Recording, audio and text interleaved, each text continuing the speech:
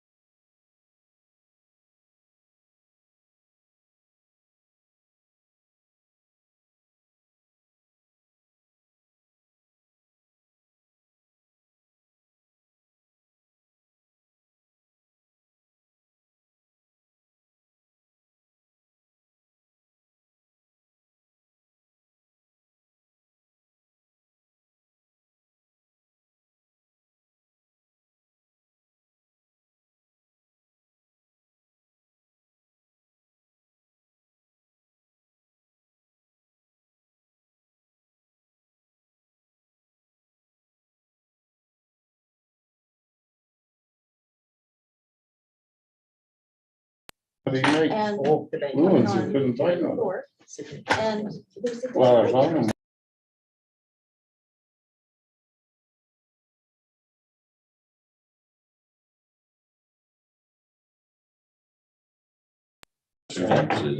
Rock shrub.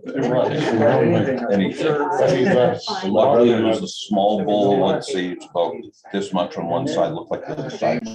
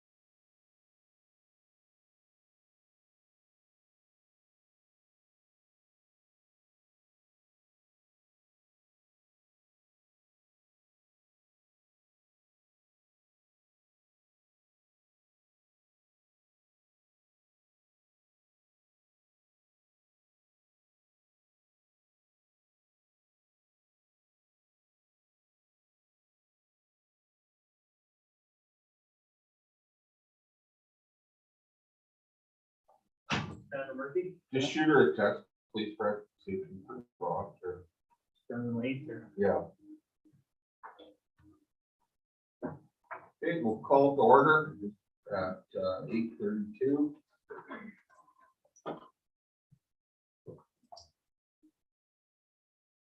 Any additions to the agenda before we adopt it? Yeah, we're last time we adopted that. Okay, motion for adoption of agenda. Champion. All in favor? I'm going. Sorry, Brad, I'm asking you to do things at once. Well, we're all in the same boat, Brad. Don't feel bad.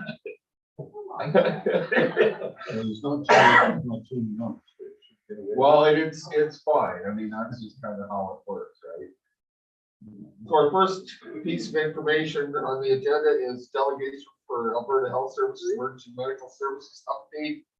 Mr. Ken Hansen and David Bull. I'm going to have to call you Fire Chief David Bull. Call me whatever you want, Mr. Mayor. Just we'll go with David Bull. Easy on that. So, Mr. Mayor, what I thought we would do today, I don't know, AHS put out a video late last week. I think Council Golden saw it. It's similar to what you guys heard in Edmonton, so I thought maybe we would do that to kick it off, and then it gives Ken and Dave an idea of what AHS provincially is planning and why why they got themselves in the situation they got themselves in. At least their explanation as to why. So if you can play that, Lori.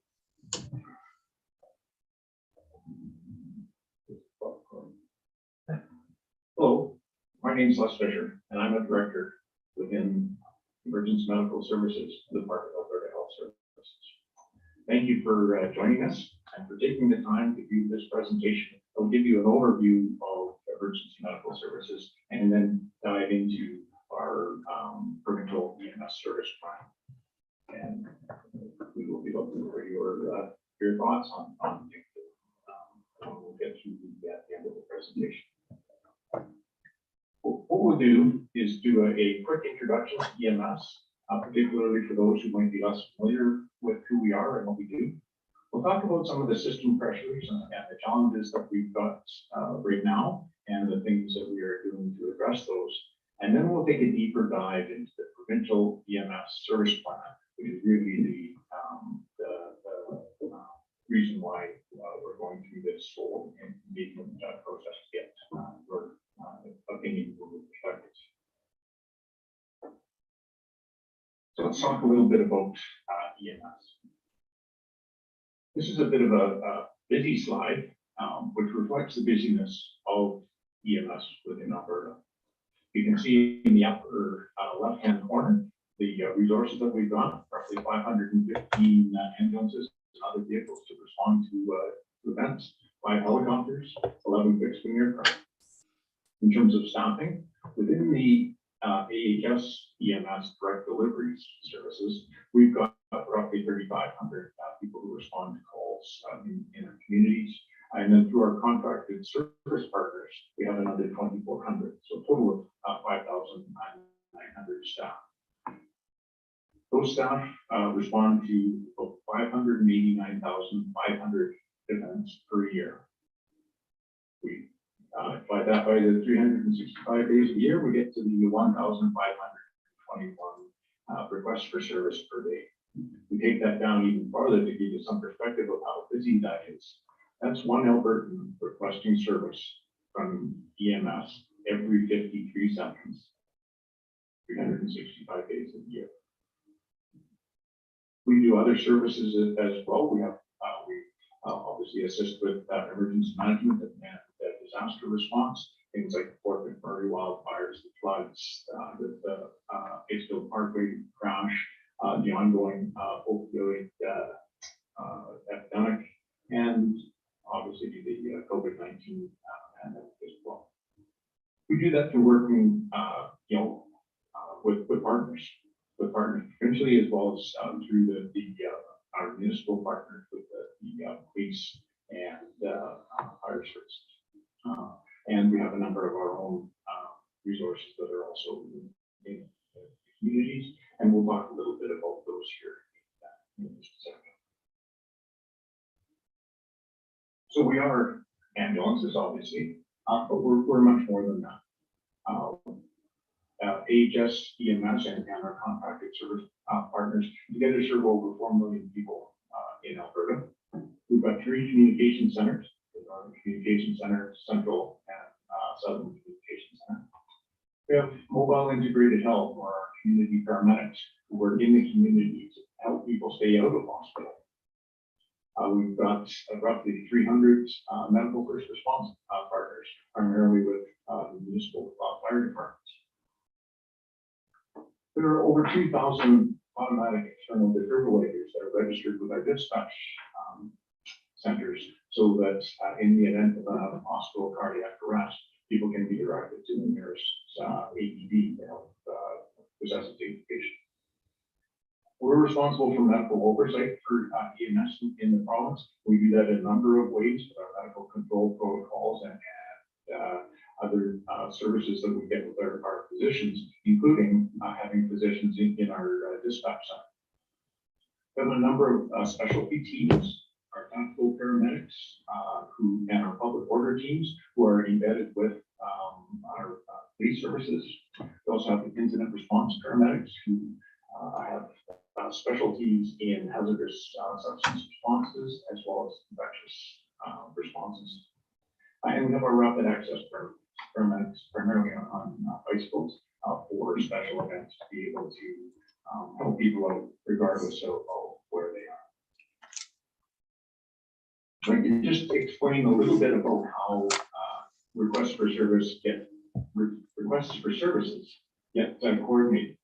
When someone calls 911, that goes into a 911 call center or a public safety answering point, a PSAP, and there are a number of those across the province. With the initial questions, the call then gets routed to whoever is going to be most responsible for that incident. It might be for a police event, it might be for a fire event, or it might be for a medical event, in which case it comes to our EMS communication center. From there, we can coordinate with police and fire for co-responses when those are considered to be necessary. So within our dispatch center, they have access to a number of resources to be able to help meet the needs of the caller. So we've got a number of technologies and other operational structures that they can access in terms of knowing where all the ambulances are, what other resources are available, and what sorts of supports might be needed for the call. But access to other referral services such as healthcare for nursing advice, or bed management and patient flow. We've got access to rapid for poison and drug information. We've got access to PADIS. Coordinating our interfacility transfers is also done through the communication center, and that includes access to our fixed wing and helicopter air ambulances and physicians, the transport physician support that goes along with that. We've got our community programs, the mobile integrated health or community paramedics, as well as the mental health teams that we can access for dealing with mental health challenges within the community. And then we've got our disaster communications as well. So all those things come together and are linked with our provincial or municipal police dispatch, our fire dispatch colleagues, so we can get the best coordinated response to deal with whatever happens for Albertans. With that, so a brief overview about who we are and what we do. Let's take a look at some of the challenges that we're currently experiencing within Ahs. 911 event volume. So we saw when COVID-19 first hit, we saw a bit of a reduction in our 911 volume. In more recent months, we've seen our 911 event volume go up as much as 30%, and it's been sustained at that over what were our pre-pandemic levels. So, and that's across the province and across all call types. This isn't just pandemic-related calls.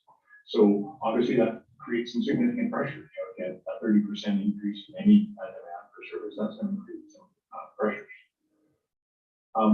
With respect to our interfacility transfer volume, so initially during COVID, when services were being reduced in facilities, our interfacility transfer volume went down. It's since come back up to the pre-pandemic levels, and we certainly anticipate that once the elective surgeries start getting brought back more fully on the street, that our interfacility transfer volume is anticipated to decline, either stay at pre-pandemic levels or climb above those. Our emergency departments have been a challenge for us in terms of the delays in transferring care of patients. We need to make sure that there's a safe place and staff available to look after our patients before we leave them at an emergency department. And the hospitals are having the same challenges that we are in terms of increased volume. And as we'll get to in just a second, problems with ensuring full staffing within the emergency departments. So this has been a challenge for us. We've done a number of things to try to mitigate this in terms of working with our colleagues from the emergency departments and from throughout the facilities. Because it's really a problem of flow of patients through the entire system. And so no one part of the system can deal with this challenge on their own. Staffing challenges, our staff are tired. I spoke just earlier about 30% increase in call volume, and that's with the same number of staff. Staff who are getting sick, staff who've been injured, either physically or emotionally through the work that we do. And that's created some really real challenges for us in terms of maintaining 100% staffing of all our vehicles.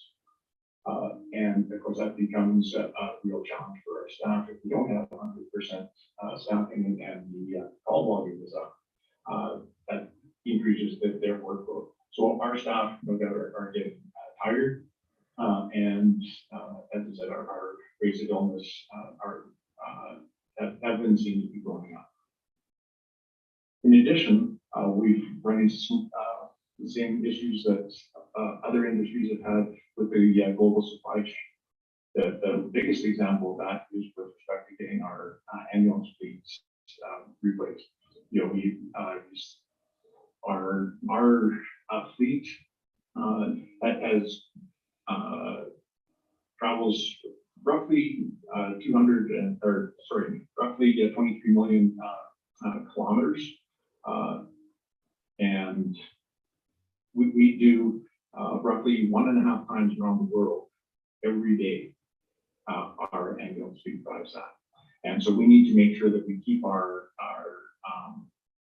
fleet refreshed, and that's been a challenge during the pandemic.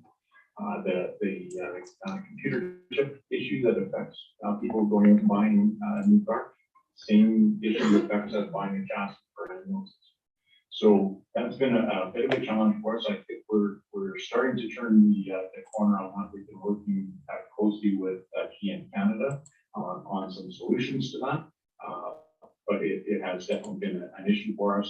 And then getting parts for repairs has also been a challenge. That's within the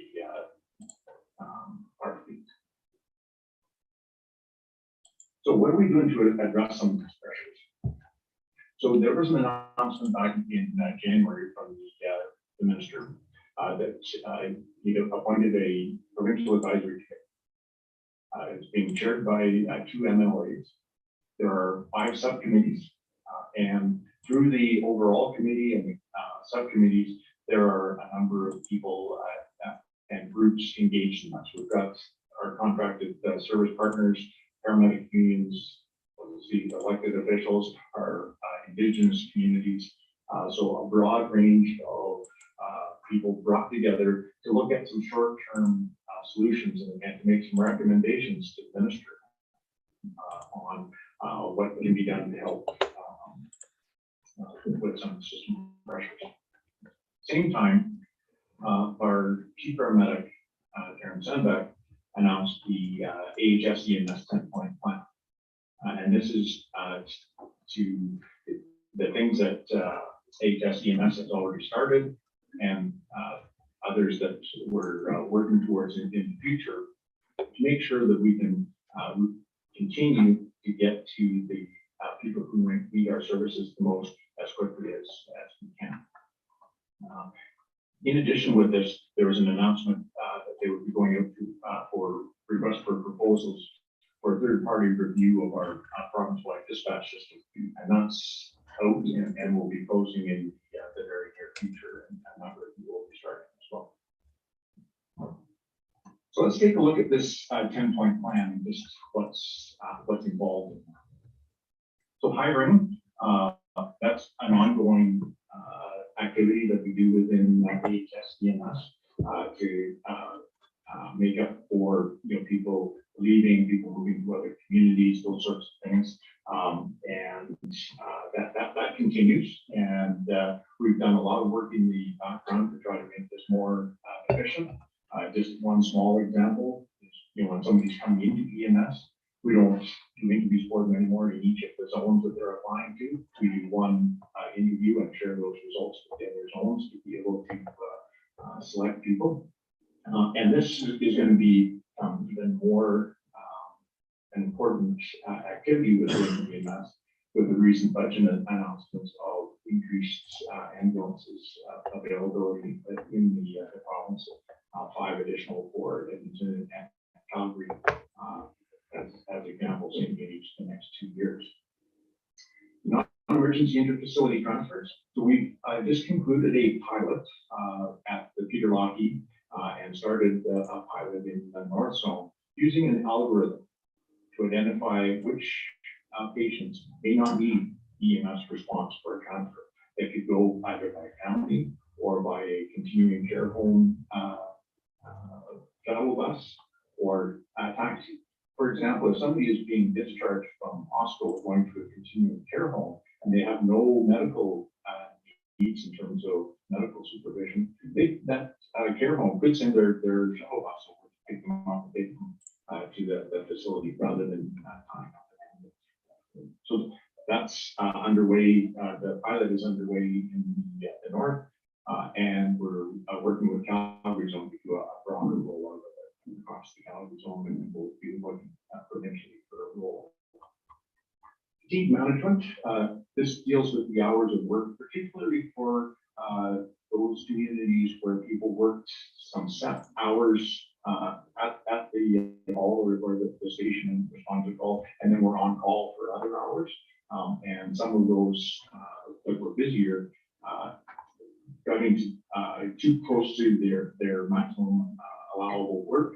And so we're working with our contracted service providers and some of our direct delivery sites to change that model to make sure that we reduce the number of times that ambulances are being hooked out of service to fatigue. Transferring some of our low priority 911 calls. So not every call that comes into our communication centers requires an ambulance. And so we are moving some of those calls that don't need us right away through to things like the Ahs, we did HealthLink 811, and doing that in consultation with the physicians that we have in the dispatch centers. In terms of our motor vehicle collision response, where it's clear that there is no patient, nobody's been injured, we've stopped the automatic dispatch of an ambulance to those events, recognizing that police and in many cases fire services will also be responding. And if something happens that somebody does need to be transferred, they can provide that immediate local care and call for an ambulance to take over the patient. In Calgary, we're working towards implementing an integrated operations center, similar to what is already in place in Edmonton. This brings together the leadership teams from the facilities and EMS so we can plan the patient flow through the entire system. In many cases, it helps with getting the ambulances out of the emergency departments in a more timely manner. And it also emphasizes our role in the interfacility transfer side of moving people through the system. So if there's some place for the patients who are in emergency to go into one of the beds that's in another part of the hospital. So that work is underway. Our urban response plan.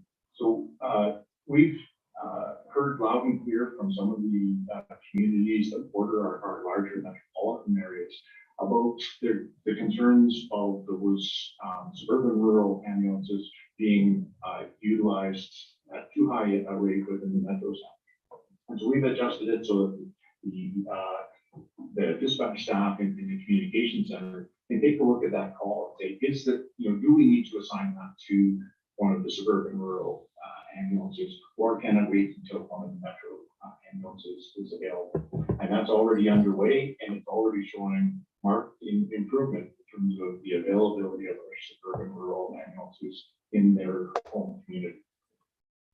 Preempt and divert, that allows the dispatch staff again to take a look at what all the ambulances are doing, relative priorities called, and then if somebody's going to a lower acuity call, we have to divert them from that onto a higher priority call.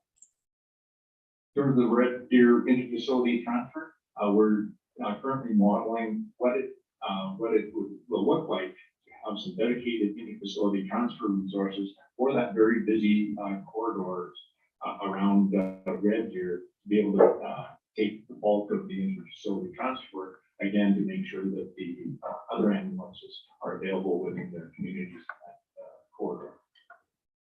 And then finally, the provincial EMS plan was the 10th point, and that's what we're going to dive into now.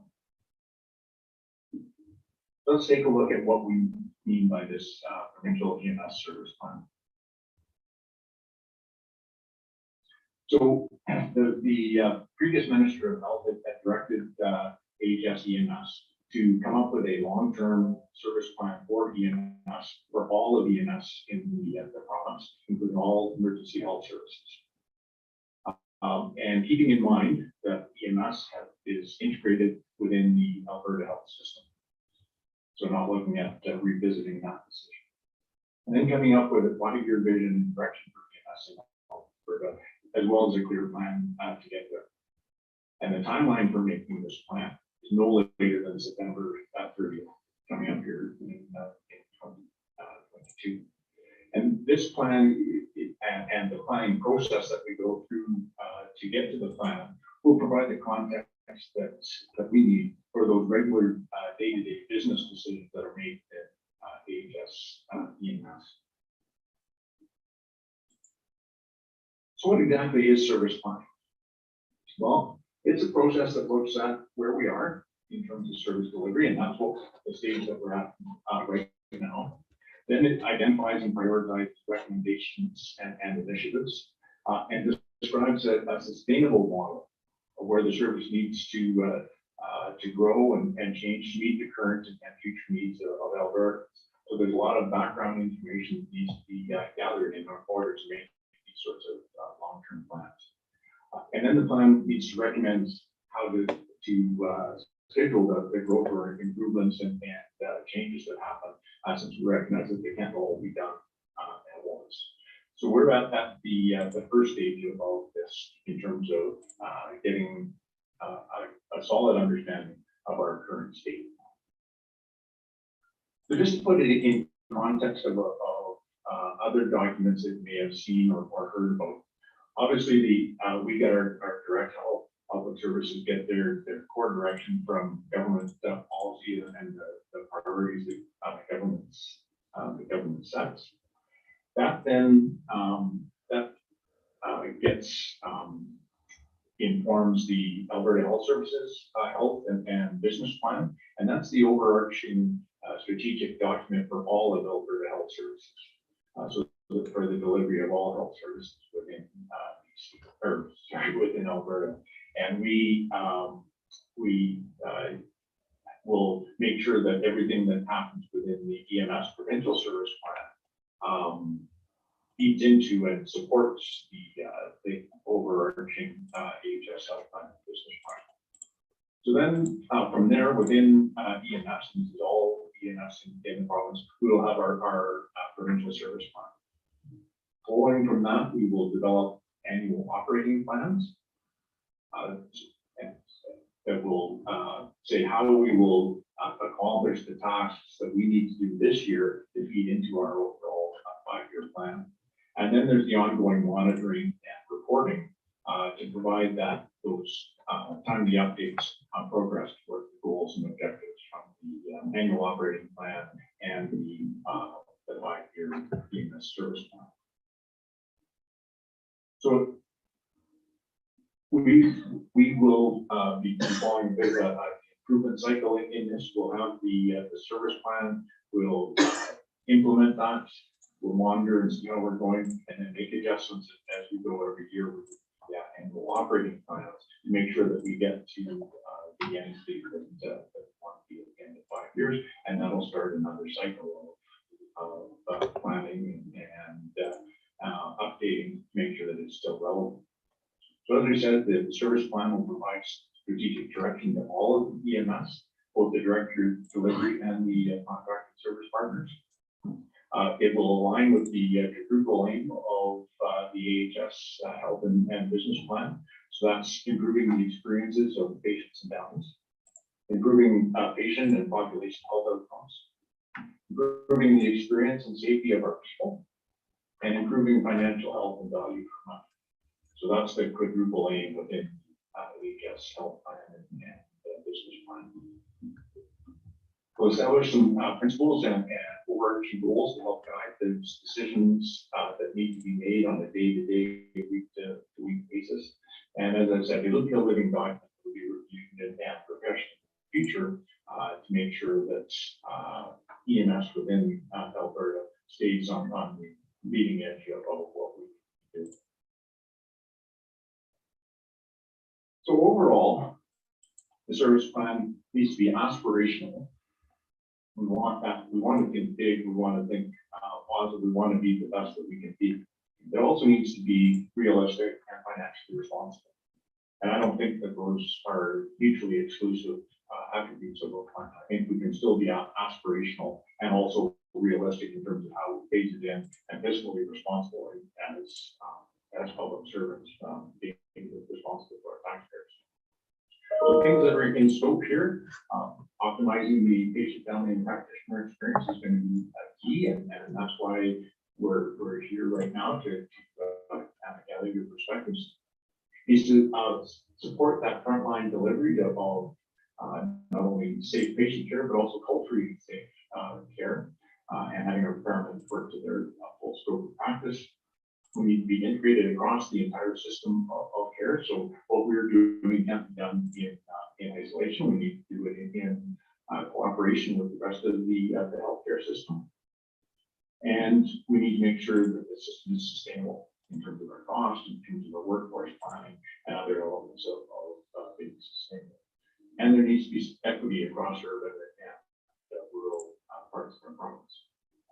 Things that are out of scope are things like our negotiations, unions, negotiations, contracted service partner. Those are the sorts of things that might happen as a result of the plan, but they're not within the scope of the overall plan. And there's a number of decisions that have previously been made that aren't going to be revisited as part of this planning process. So things like the helicopter EMS review, the decisions on our dispatch model, decision to integrate EMS into healthcare. So let's take a look at the process. Right now, we're assessing our current state. So we have generated some awareness. That's why you're here. And we're inviting you to participate in the assessment of our current state.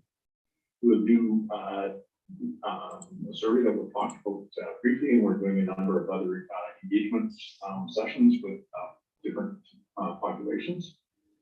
From that, we'll get a large amount of data that we will then need to distill down and identify some main themes of what we've heard about our current state. Now, with our current state, we want to know what's working, because if there are some things that are working well, we don't want to change that. We don't want to mess things up if they're working well. We also want to know where we need to improve and what sorts of things might be happening in the future that either might pose a challenge for us, or that we might be able to take advantage of. So those are all going to be elements of our current state. They said we'll get some themes, and then we'll be going out to a body of experts to take a look at those themes and help determine the priorities for our future. That'll then feed into our planning for the future. So depending on what those themes are, we'll get working groups together who have the expertise to come up with future plans for each of those themes. Within that, we'll be looking again for some engagement from the public and other experts on additional information and feedback on the plans. And that will help us identify our overall goals and actions within the service plan.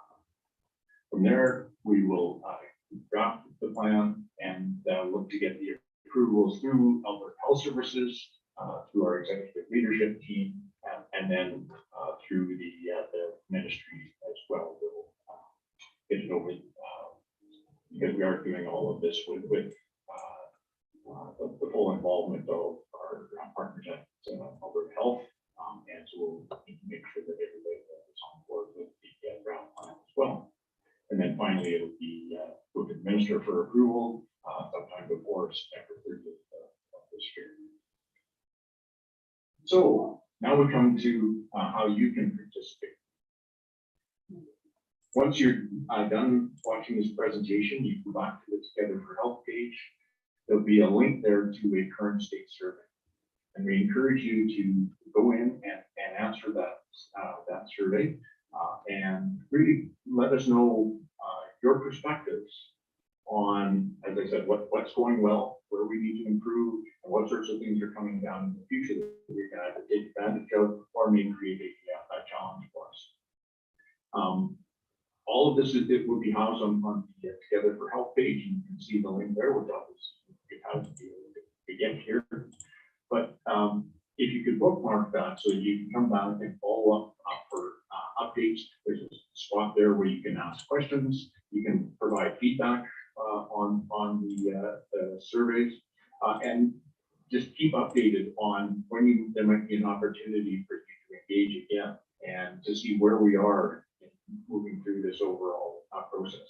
So in the future, when we come up with our draft plan, there are areas that we may want to get some more engagement with everybody to see, are we on the right track? This is what we heard. This is what the working group said we should be doing. What do you think about that? So there'll be opportunities for that ongoing engagement. And it really is important, since this plan is to serve all Albertans, we need that input from all Albertans to make sure that we're on the right track to provide the services that people need and would like. So thank you again for taking the time to watch this presentation. We encourage you, as soon as we're done, to go back to the Together for Health page and be sure to fill out that survey and share this information and the links to others that you know who might also be interested in finding out a little bit more about EMS and providing your input on the future of EMS in Alberta. Thank you.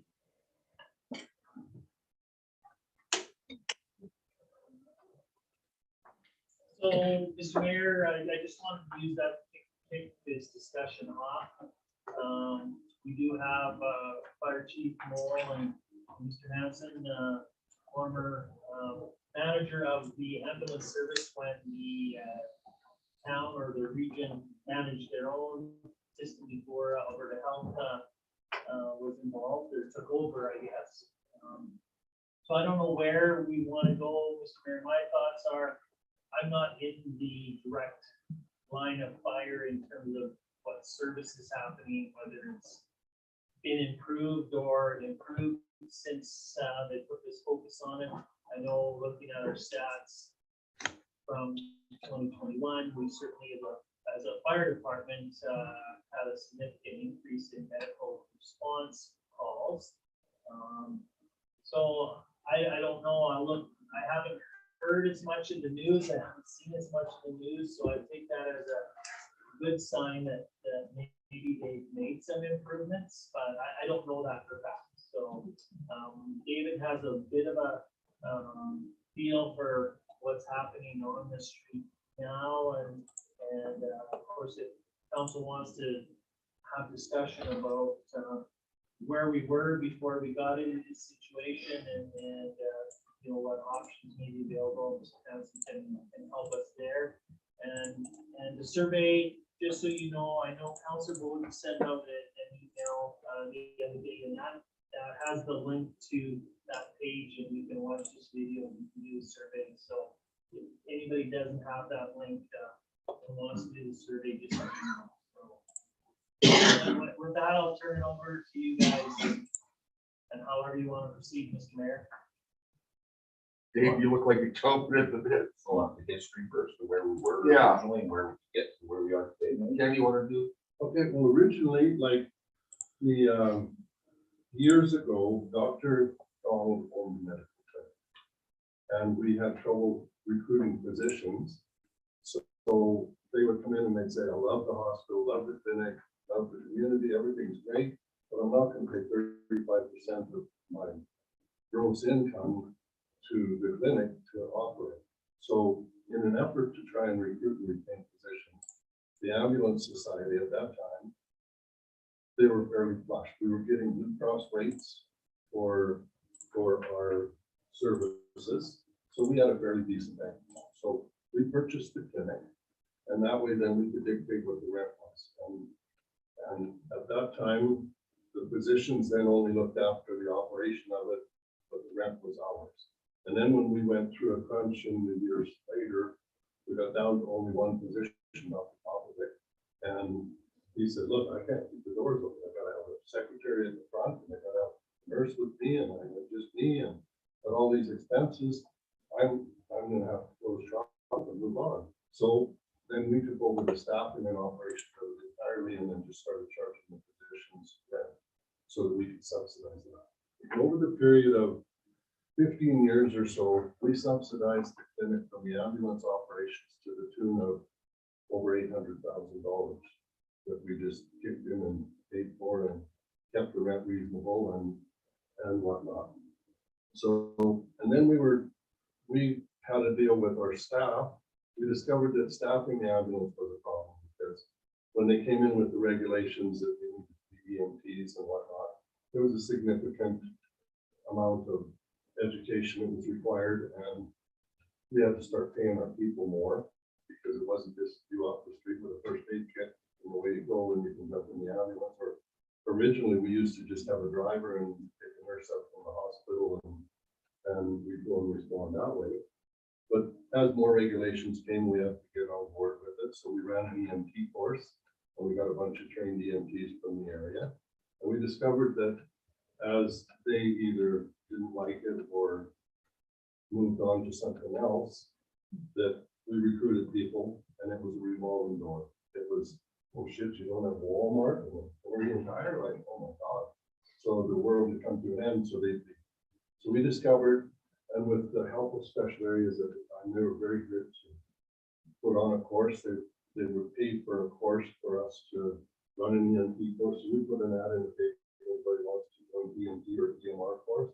We ran those, and we'd get 10 or 15 local people, and we worked them through the system until they moved on, and then when we got where we needed it again, then we would hire some more or have another course and get some more people. It worked really well until AHS took over the dispatch of ambulance in 911. So we moved from having the nurses answer the phone at the nurses station to provincially it was answered in Calgary for us. And we negotiated a contract with the AHS every year. And so they said, instead of this monthly baloney where you're billing us $25,000 this month, $40,000 next month, and then $10,000, why don't we take your average every month and just do global funding? So they gave us global funding based on our last year's activity kind of deal, and that would be negotiated on an annual basis. So we did that. Well, here they knew what we were getting paid because they were paying it. So they just divided that by 12 and sent us a check every month. Life was good. And then they started sending us to places, you know, we would get an occasional call here or there. And the way we paid our people was we met with our staff and said, so what do you need to be able to continue to work here? A lot of them were single moms or women that had childcare issues or whatever. And they said, well, we have to be able to pay a babysitter. When we're on call and our husband or wife is gone, we have to be able to have somebody on standby, that notice kind of deal, basically in-house, so that we can respond at the call of the tone kind of deal. So that was great. So we figured it out. So we made them a standard on-call pay that was enough to keep the doors open kind of deal for them. And then when they went to work, they got paid a minimum of 3 hours at their rate for an EMT or an EMR. EMT was around $25 an hour. And they got, so if they had an in-town call, they got $75. And so if you had a date from hell and you were busy, you got paid well. Like you got lots of money. Everybody, I mean, our people were making, before they unionized, they were making, a full-time EMT was making close to $80,000 a year. So they were making good money. And it was going fine until AHS then came the end of the year and we'd had a call volume increase because they changed how they were doing things. They implemented a ban. Okay, if the wife and I are in a car accident, we couldn't both be transferred in the same ambulance. You had to send the second ambulance to take that person, even though we slept in the same bed. They had to go in the same ambulance. There's no way. So that poses a problem when you're in Hanna, Alberta. We got 2 ambulances and we got somebody south of Youngstown. And it, you know, it just didn't make sense. But so we did as best we could with that. We had many problems. Sometimes the fire department would take somebody because that was legal, but we weren't legal to take a second person in an ambulance, which was stupid rules. So anyway, we did that for a while. And then our call volume went up because you couldn't now take 2 people to Calgary from the nursing home that sat at the same table. You had to send 2 ambulances for their appointments. We used to try and schedule it so you take 2 people. As long as they both were in agreement and there was no confidentiality issues or that kind of stuff. I mean, a lot of times they were happy to have a second person there. So we specifically bought ambulances so we could put the stretchers on. So anyway, couldn't do that, so our call volume went up. So we sit down to negotiate the next year and I said, hey, our call volume went up across the province. There's nothing we can do about it. We got no more money. You're not getting any money. Well, that's a nice negotiation. This isn't a negotiation. This is a bullying thing, basically. And they said, oh, we got no money. Piggy bank tapped out. So the people that are in there trying to fix the system now are the people who screwed it up, to be honest. The same people are in there going to make the decisions how to fix it. Like the Darren Sandbacks and stuff, they were there when I was there. And they're the ones that implemented some of these things. But anyway, so we couldn't get any more money. Then 911 dispatch was in full swing. We were right into the system. So one day we had a situation where our 2 people on call would have been paid their $125 for the day. And we didn't turn a wheel, but Drumheller phoned and they needed or dispatch phone and said, Drumheller needs a mutual transfer. They're out of cars, so can you go and do a transfer? Yeah, sure. So we head down there, picked the patient up at Drumheller, took them to the foothills, and they were on their way home. They said, no, you gotta go to the Lougheed and pick the patient up that's going on the way home, you gotta drop them off at Red Deer. So they go to the Lougheed and they pick the patient up, it takes about an hour. They pick the patient up, go to Red Deer, gonna have home. They said, no, you gotta take a patient to Stettler. And then Stettler had a patient to go to Castle. That was an 18-hour day for those people, and we never got paid a cent for it. So that was starting to happen more and more. And so we looked at it and said, like, we're losing our ass. We can't. We're barely able to continue to fund our operations, and now they're starting to send us. If you look at how many times Castor's in Hanna now, it's got to be, unless they've got a sweet deal that we were unable to get. They gotta be, I mean, it's ridiculous. You see them in town, well, not so much this past little while, but for the longest time, every time I drove by Husky, they're sitting in the bump of the ambulance, or sitting in the ambulance on their phones, just killing time, because they're not AHS employees, so they don't have the luxury of going into the office at the hospital and stuff. That's the way it used to be. So anyway, we started doing that. We had also a system in place where we had Joe Netter and Al Nicholson and a few. We had 4 drivers who would use their own vehicle to take non-emergent transfers to the state, either Calgary, Edmonton, Red Deer, Drum, Medicine Hat. So if somebody needed to go in for a cast root appointment or something, they would pay to go to Calgary, they'd pay $100. We would subsidize, we paid our people $15 an hour and their mileage at 50 cents a kilometer. And we also paid, Joan was the main one, and we paid the additional that it cost her for insurance for her vehicle. It was $800 a year or something to make it legal for her to be able to do that. So we paid that, and we figured, I had a spreadsheet that showed how much it cost us and how much it would have cost us for an ambulance. Because if you say, I can't work out, I won't drive, I got no family to take me, the doctor would admit you to the hospital for the ambulance. And that, they say that doesn't happen, but that happens all the time. We figured we saved minimum of $10,000 to $12,000 a month on, after we paid all of those costs, we were saving them. We continued after AHS basically pushed us out. We continued to fund that system for 6 months. And they, so they could get things going themselves, meet with Joan and get it up and running or get it into there. And they said, no, we don't do that. We're not doing that. So finally, we just quit doing it. And so that service was lost. But then all of that also, so at that time, there was a couple of people in the nursing home who were going to Drumheller, buy that service. They were paying $50 twice a week or 3 times a week to that service to go down and have their chemo treatments. And they were happy to pay that $50 each time that they went. But when the service was gone, they said, well, I'm not paying the ambulance, I'm not paying the taxi. So because they were nursing home residents, it was their responsibility to pay for it. So then they sent an ambulance. And a lot of times they'd send an ambulance down, drop them off. They would come back and they'd go down and pick them up. Or they'd have Drumheller bring them back. So there was like minimum of 2 transfers for each patient that AHS was paying for. And that it just got to be ridiculous, like what it was costing. And they didn't care to do that. So, and consequently, after we lost the funding for ambulance, that's when we ended up having to start requisitioning of the clinic to municipalities for operations, because the only way, in our opinion, that we could keep positions for as long as we do is through their pocket. You have to have a reason that Hanna is better, and they're just like everybody else, they want to make money.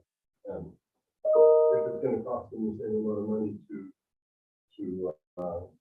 work here in Hanna as it does in someplace closer to the central core where they can get the things that they want, and some of the nicer things they're going to move. That's kind of the history of the question.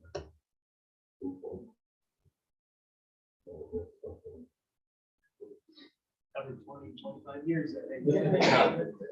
Or more.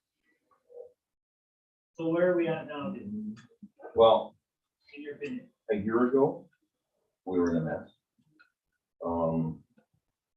Couple things that made the difference that can rate it 10 to 10 there.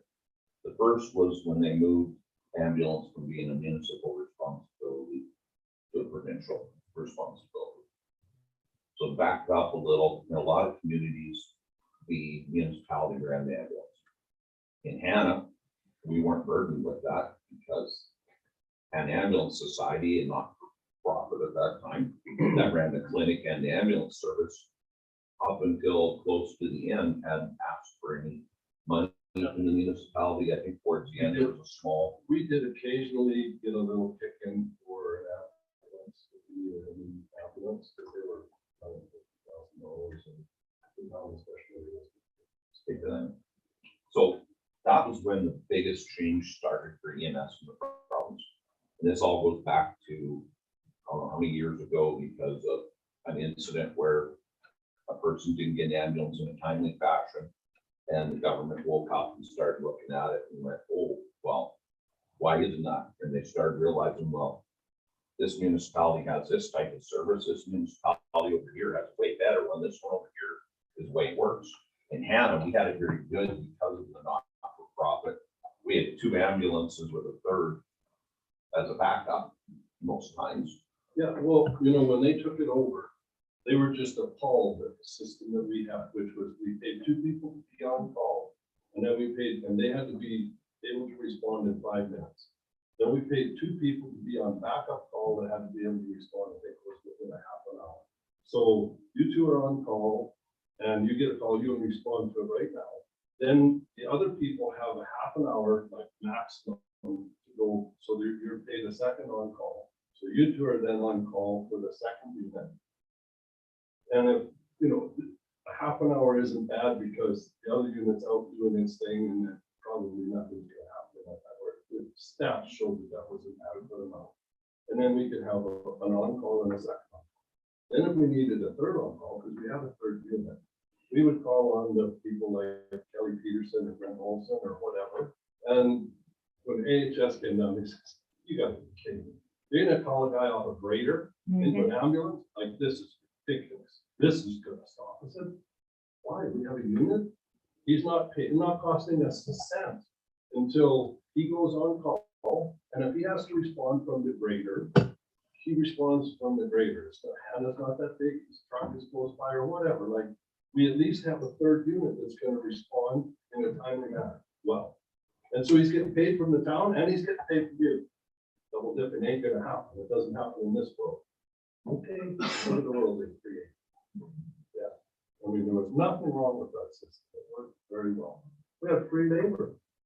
Yeah, volunteer ambulance service, basically, you know, that's how we operate the fire department. Exactly. Plus all the rural people that were trained, the Marty Shadlocks and the Well, yeah, people and out we in the tried to do Spondon it. area. We would phone Betty Landis and say, Betty "Can you Landis. rally the troops and get somebody, we need somebody in here from Dempsey." And they would get 2 people to come in and cover an ambulance. So Or they were often first responders too, because they were we close. were never without the ability to put an ambulance on the road. Never. The second largest issue was the transition to provincial dispatch. And that one probably had a bigger effect on us because now we lost the control of the ambulance. And I told council that we were in the old building, I don't know how many years ago it was, and things were a bit of a wreck. And they said, well, can we take ambulance back? I'm like, yes. At that time, you could apply to the government and say, you want to bring it back to the municipality? Yes, you can put it in the fire department. We'll look after it. But how many ambulances? 2, 3, 4, 5, 6. You give me 6 ambulances, if provincial dispatch tells me that they will go here, here, here, here, here, and here today, still leaves Hanna with no ambulances. Because under the AHS agreement, you must follow their dispatch and go where you're told to go. So You told AHS that you had 2 ambulances. They were contracted 24/7 for those that they could send anywhere in the province. and that's been the big issue. That's why those, as they put in there, some of the built things they're not gonna look at. Dispatch is immediate, it's here to stay. I hate SCC in Calgary because we have no good communications with it, but we're stuck with it. You're not gonna transition it back. There's very few independents left, and you mentioned one for the north that's covering a lot here lately. They're not getting paid extra for that coverage, and I know at least 1 other 2 of them that aren't very happy about it. But where that's gonna go in the long run, who knows, but there's issues there. So a year ago, because of labor shortage, we were in trouble. Hanna is a 9 crew work Hanna. 7 full-time, 2 part-time to make up 1 position. You got 4 platoons with 2 primary care paramedics on each crew. As of real recently, I know we're sitting at 8, we're short 1 part-time, I believe. So they are fully staffed now. A year ago, they weren't. They were so low staffed, there was sometimes multiple days where no crews were working in Hanna. Now, Hanna is considered to be high enough in the AHS world that it requires a unit to be here on emergency call. So they will flex a unit in. So when we see East Central coming out of Castor Coronation, nobody's getting flexed in their area because Castor Coronation concerts are considered have to have an ambulance. So we're getting coverage when the orange ambulance is here, and they're sitting with no coverage for a service they're paying into that they run themselves. So needless to say, and they are getting passed all over the place because they have staff. Somehow East Central has managed to keep fully staffed during this time. So they actually have the ambulances available. They'll cover Stadler, they'll cover Wainwright, they'll cover Provost, they'll cover Hanna, they'll cover Orient. They're covering all over the place. Those guys we're working more with them than we work with some of the And Hanna. that's another thing that AHS did when they came. They said, we do two things. You either work a half-time shift or a full-time shift. There's no in between. I said, well, we have one person that would like to do only 2 out of 8, and another person would like the other 6. We don't do that. They got to get with the program. Well, I realize that you can't create positions for everybody's little quirk, but if you can create a viable position that is, when I quit it, that you're going to want that position, then there's nothing wrong with that. And then you revisit them when the time comes. But they wouldn't do that. No, I'm sorry, Betty Landis, if you want to only work 2 out of 6, quit. That's your options. And that's what happened. I mean, well, it didn't look good. She sucked up and she did it. But I mean, that was the ultimate in the skill. Just like heavy-handed, do it our way or no. Just like they do with their 4 hours flex time. They said that our crew is going to come in and work 4 hours flex time. They have 2 crews. They were working the exact same hours. So you got 4 people come in and go, or go down to the grade for breakfast, and they're getting paid for 4 hours. Then it comes, there's a transfer to the city, which a transfer to Calgary is minimum of 6 to 8 hours by the time they're on motivation. Now they can't do it because they're going to be into overtime situation and fatigue because they've sat and had breakfast on their core hours. I said, why would you do core hours when I finish with that ambulance, the first thing I have to do is make sure it's ready for the next call. So the last person that is in that ambulance is responsible to make sure that it's 100% ready to go on the next call. Doing a check sheet at the start of your shift is fulfilling their regulations that you have to do it, but it should be ready. So you don't need people sitting around, 4 people sitting around for 4 hours every day if there's nothing going on. And then they're fatigued by the time they get to the city, you know. Core flex last year was an issue. It's like, for instance, they worked at 4, then they go do some emergency calls, do a transfer, get back there over hours, that shut down for 8. And that takes short of group for 8, which is when we see in the middle of the night when we're getting calls with no ambulance available or one's available, but now it's out on something else. And I know, I mean, in that business, there is busy times and there's not busy times. Like the full moon does make a difference and stuff like that. It really does. It does, yeah. And so they'll go like crazy for 2 or 3 days, and then they might sit and twiddle their thumbs. Well, you don't have a system that accounts for that when you're this distant out from everything that you have to service. They have no choice but to follow the maximum work hours, no different. They fall under just like trucking. So for any of the labor laws now, they're unionized, definitely following it. And there's no way around that. To give you an idea, last year, our medical assists for 17, 18, and 19 were around 12 a year. In 20, we jumped to 20 calls. And in 21, we did 46. So our medical assist calls, we talked about. I love it there when Les is talking about percentages of increases.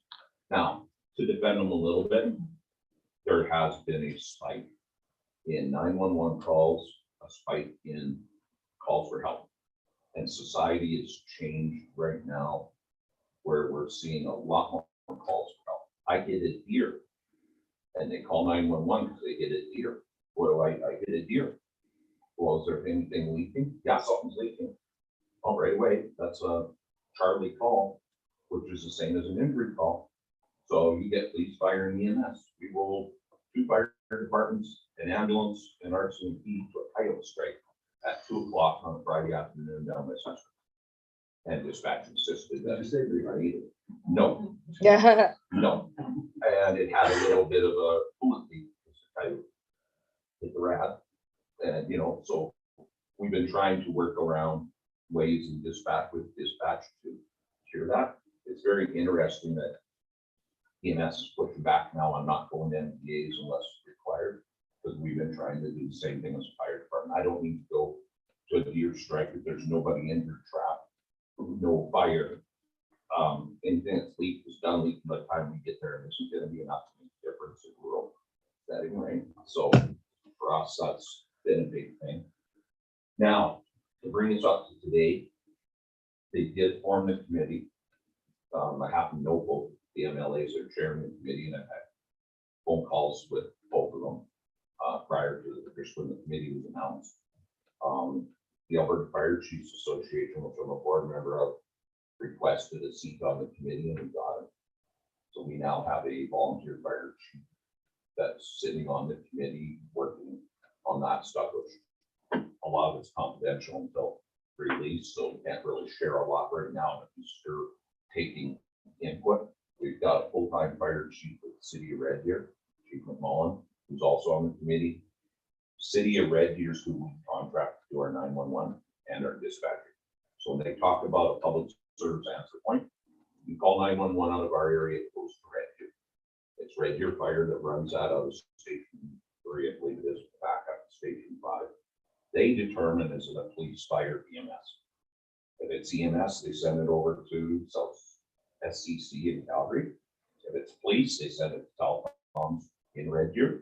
If it's fire, we contract them to do our own fire dispatch. So there's no delay, because same girl answering or guy answering the phone is the one pushing the button, Tony, Hanna, fire up. So that's why you'll see us a lot of times even ahead in an ambulance, because we're getting it at the same time that it's being typed in and sent over on a computer to SCC, ambulance dispatch. So on MBAs, they're sending it to them, but they're also saying, well, we know fires needed, so we'll send them. So we get a bit of a jump because of who we use for our dispatch right now. The problem is the communication from SCC back to our dispatch center doesn't work as great.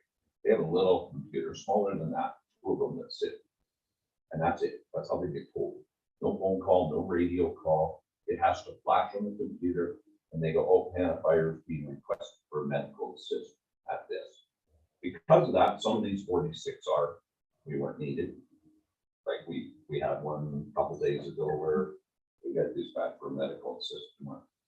It doesn't sound like it fits our dispatch criteria, sure enough, within 4 minutes, they're coming back going, EMS says you guys can stand down.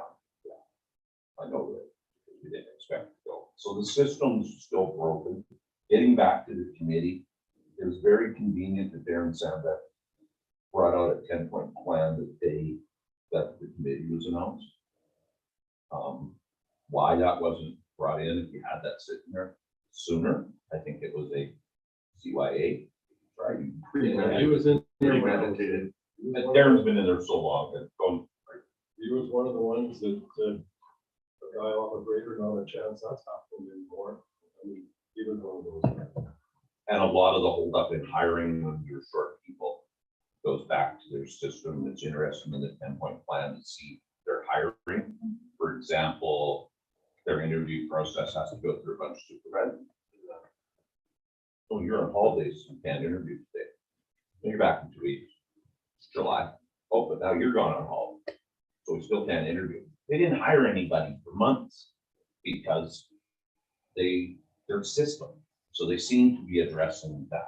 So if they don't have a budgeted position, it just doesn't happen. They fill it with tier, they were filling with casual staff or whatever. And They work for it.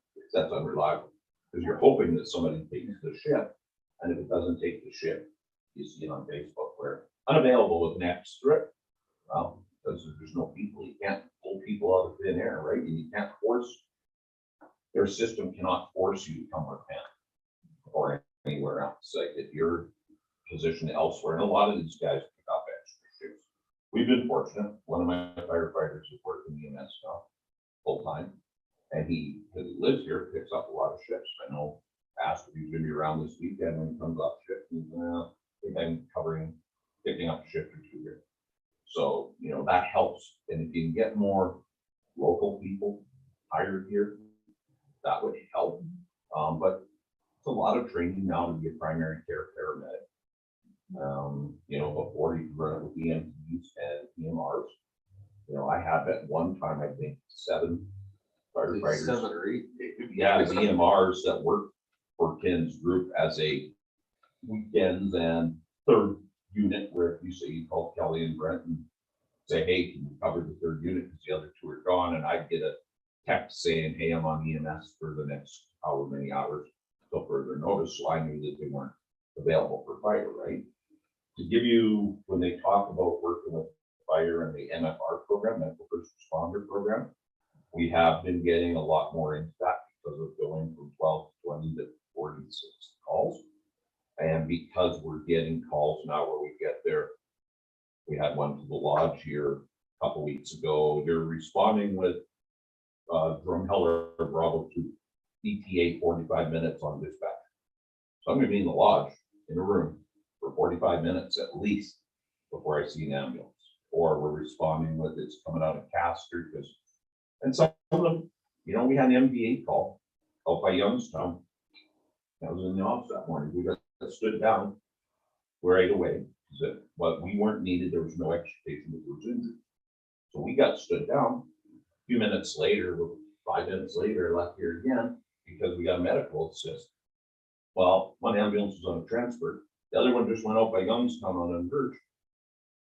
There was nobody to do the slip on the ice. We had to wait for Drumheller to come in to do the slip on the ice. Those ones we understand because you can't have 20 ambulances in a case of a maybe need, right? They have with this 10-point plan started already making some good changes. They're no longer, they're stacking Alpha and Bravo calls in Calgary. So a Pan ambulance was to go do a transfer coming home. If you got an hour before, they might get dispatched to an address in Calgary. Now, those are getting stacked as non-emerge for a Calgary unit, and the local units are being allowed to come up. If it's a Charlie, Delta, or Echo call, they're probably still going to get passed to that call because there's somebody's in serious need, right? With the idea that hopefully that's our second unit, and the other one's still floating around out here. So that's made a huge difference.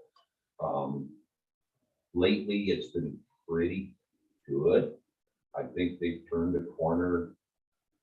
This 10-point plan, some of it coming into fruition. I have confidence in MLAs Allard and Cedarson. They're both very passionate about this situation, and I know when they're sure open to input. Like I told Segerson, he told me that, and I told him kind of what I told you guys, and basically I told him the people that are in charge of the system now are the people that screwed it up. So be careful who you ask to fix it. And he said, I got 4 buddies, 2 that are working full-time in fire and 2 that are working full-time in ambulance. And believe me, on the weekends, we have some conversations. So I know what's going on. I'm intimately aware of what's going on. So they want to fix the system from years before I was out of it. The biggest problem was you get into the city hospital and you couldn't offload your patient until they will take a patient. You're standing there with your ambulance sitting in the bay. Sometimes you got to move it outside because the bay's busy, and you're sitting there waiting for somebody to accept your patient. Well, you can't do that. I mean, there was times city people, the ambulance shifts in there, some people would actually come on shift. Sit on an ambulance. They would sit in the hallway at the Foothills Hospital. That was their entire shift because they couldn't. So fix that system. Instead of putting $1.4 billion into bricks and mortar in Red Deer, why don't you get some staff that can offload? They tried that for a while. It was working great. And then the pilot project ran out. When we were at meetings in that Edmonton last, couple weeks ago That was the biggest thing was that we're saying point blank, and they've got 6 8 hour waits at time. They had targeted 45 minutes for an offload, and then they had to revamp that to 90 minutes. And they were only hitting the 90-minute target about 67% of its standard. Yeah, but they were only hitting that 90-minute target, 2/3 of the time. Adds up to a 6 hour drought. Oh, no, for sure. It's just- Yeah. But they also mentioned that a lot of the wait time is because there's not staffing, which is not for cleaning out beds, like, cleaning out rooms and sanitizing it, and getting off. So it's not just one individual area, it's all one. So you have, somebody that's doing cleanup, that is short staff, well, how are you gonna get a room to serve for the next person to come in? So it's, You know what they do here? The nurse changes. Yeah. You know? well, I think maybe that. I mean, like, Well, they've created their own laws. They have.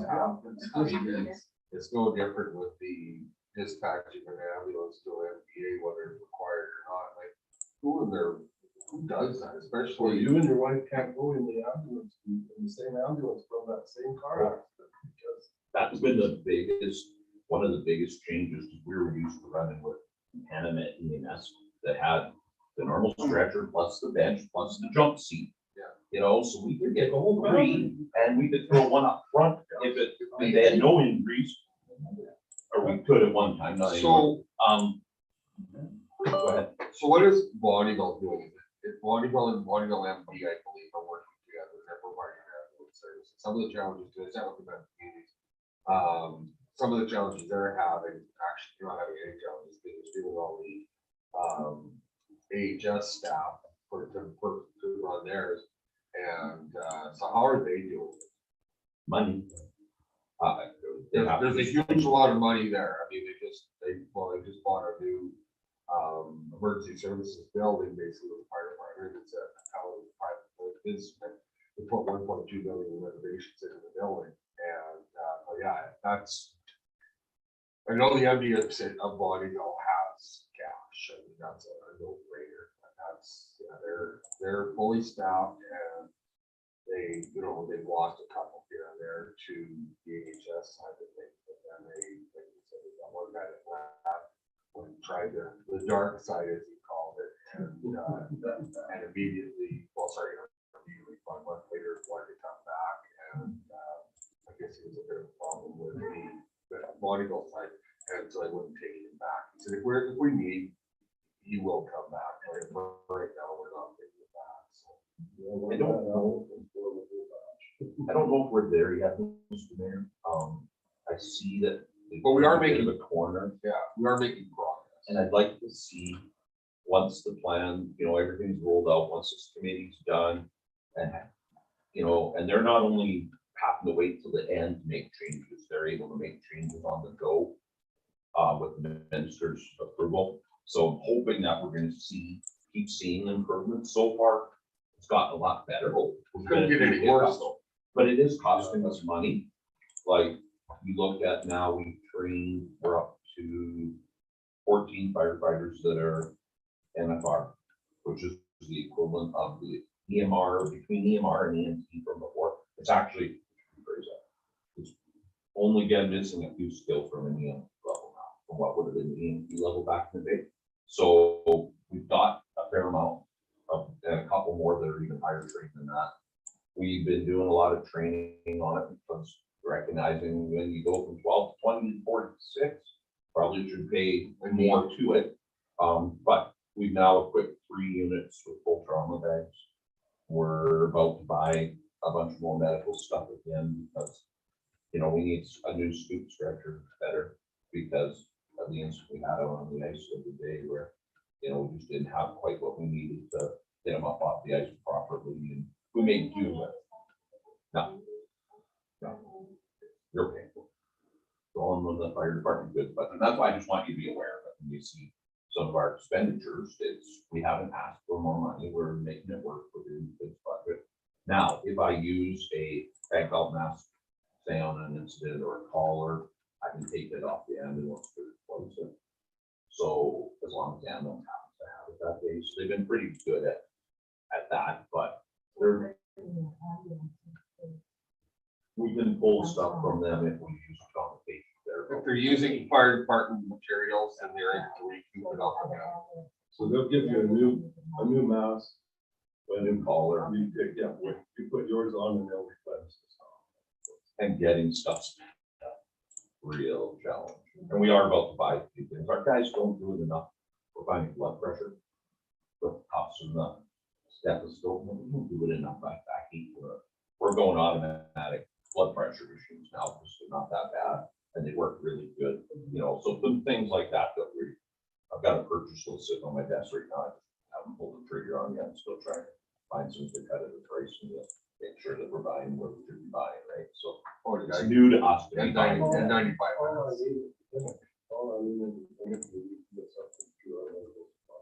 Maybe I'll trade you for some heavyweights. But the other thing too, it is, and that's not necessarily why we're here, it is costing us, because as a municipality, it's not only with the training and the supplies, but you have 46 calls that our guys are responding to, minimum of an hour. Generally, medicals aren't that long in nature, but still, that's 46 calls that you're paying people to be able to respond to that aren't your typical fire rescue service. It's an EMS type of service that we're providing municipally. And that's where we, they were the heroes that come in, took it away from municipalities, sold it as, we're gonna save you all this money you're spending on EMS. Of course, in our case, that wasn't a savings, and we're gonna do this for you. But now, however many years later, it's come around to where, well, yeah, except we're propping you up with having fire for other not-for-profits, helping out. You're not providing the service. You're not providing the service to what level we were used to. And I guess that's council's decision as to what level you want us to see it at. We've kind of morphed into this MFR, and we made, and this with other counselors, and I don't think any of you were on council in those meetings, about where we did have meetings at Fire Hall Council and administration to say, what do you want us to do here? And that was when we were given the direction, yes, help out. We think it's important to look after our residents. AHS, EMS has made it very clear.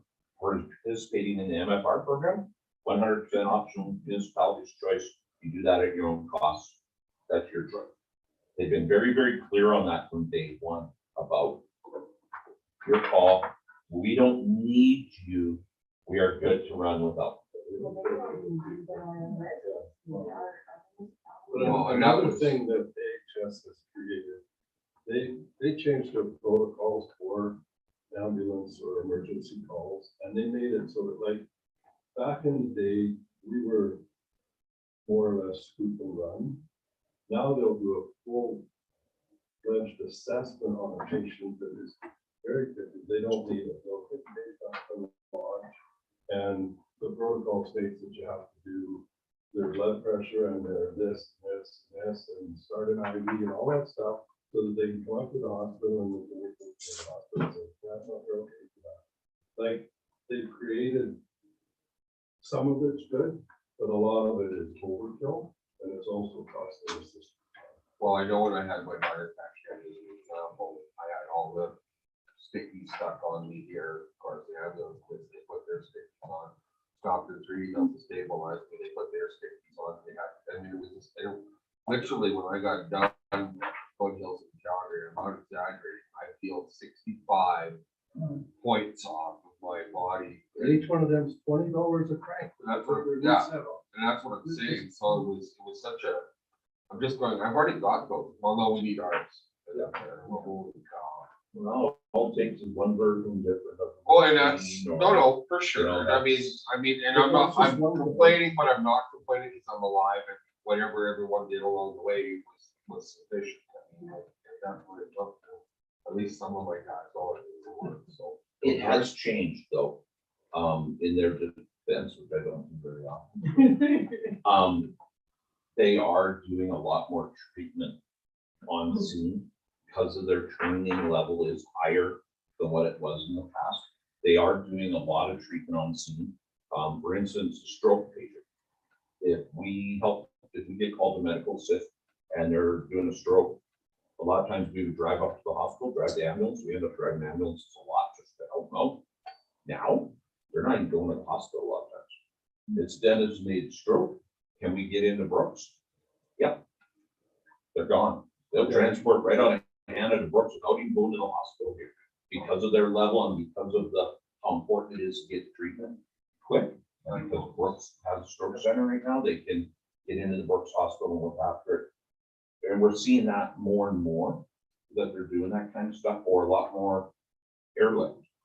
We've landed stars in the last 3 years, 2 years, more than in the first 28 of my firefighting career. Like, we've seen a lot more stars dispatched. I've got a very long list of guys and girls that have, you know, not only trained, but have actually in the landing zone office to land stars. Like, sometimes we were doing it every couple of weeks. You know, where You're talking remote lands. where we're out, but we're not that far out. Yeah, no. But they're doing their patient care. And instead of load and go to the hospital, they're doing their care.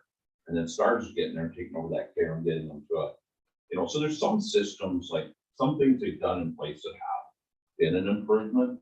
Their biggest issue right now is lack of ambulance black.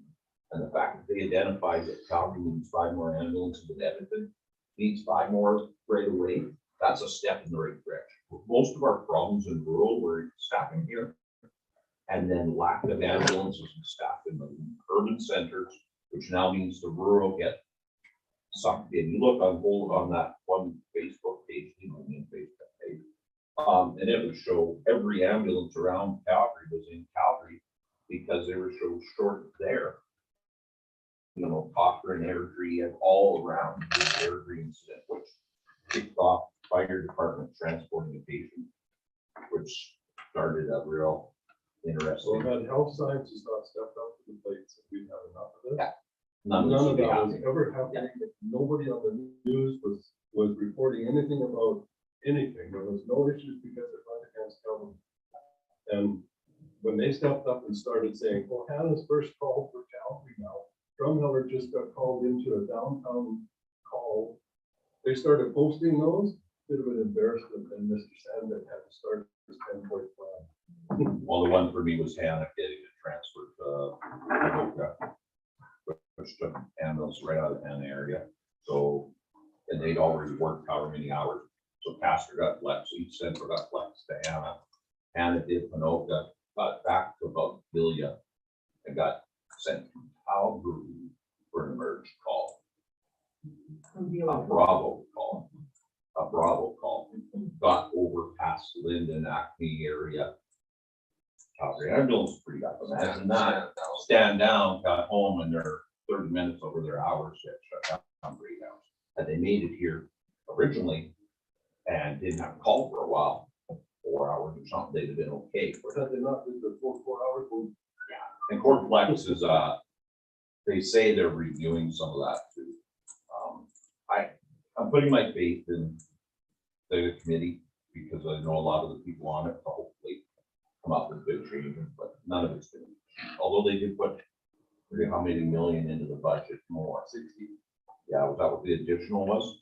So it's a fair chunk of change for Minister talking to try to fix it. So it's not spending, but As that caucus, I stood up and I was,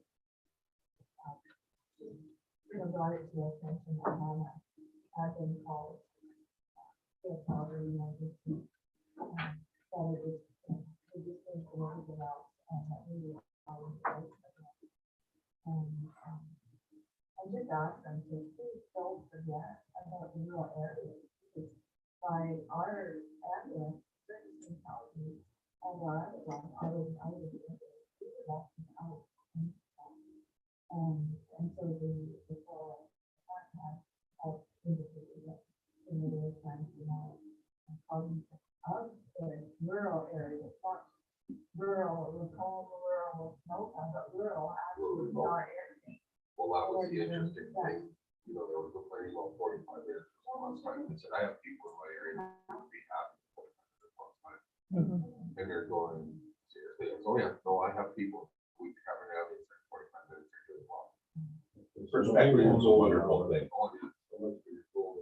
They won't value that extra time, like when I was in the hospital a month or a year ago, they took me to Red Deer, they were doing a heart, rapid test, and they put you into the thing. They sent me over there, they never sent no family member with me or no nurse or nothing. I got there, they did my heart speed test thing, and I had to relax for a couple hours. Then they were gonna do the test on my heart at its normal pace. The ambulance crew could not wait for that to happen. And Red Deer said, well, they didn't send the nurse, take them home, get money. Next morning, right back to goddamn Red Deer to do the heart monitoring when I wasn't under stress. Yeah. Like, I mean, Jesus, just the stupidity thinking of it should have been enough to put my goddamn heart into another thing. Under stress level. You know, yeah. The first time they took me, they were sending me there and they had an ambulance that did a local call here in town. Yeah, there's a lot of, They couldn't let it go. there's a lot of room for And then they said, we can't man the other one, or we can't release the other ambulance. There was two of them. So they ordered a caster to come down. They didn't even get the respondent or to Garden Plains, and the goddamn road was so full of snow, they couldn't go. They said, you're leaving at 7 in the morning.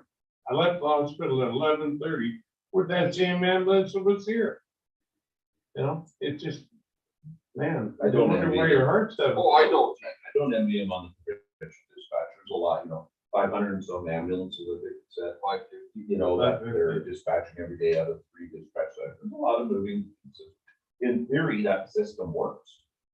If you have adequate ambulances and adequate staff Well, and can fund that. yeah, that'll work. like the ambulance is a big part, of it. Still the unloading part is the other, Oh. the flip side of it. When you've got ambulances tied up for 6 hours in Calgary or Red Deer or wherever, that's a huge problem because, I mean, as we know, it's 2 hours or 2 hours and a half back to Hanna. So they're tied up for 6, they're tied up in Calgary for 6. That's 2.5 hours to hold. Well, I mean, there's not. It's a ship. Yeah. It's a ship.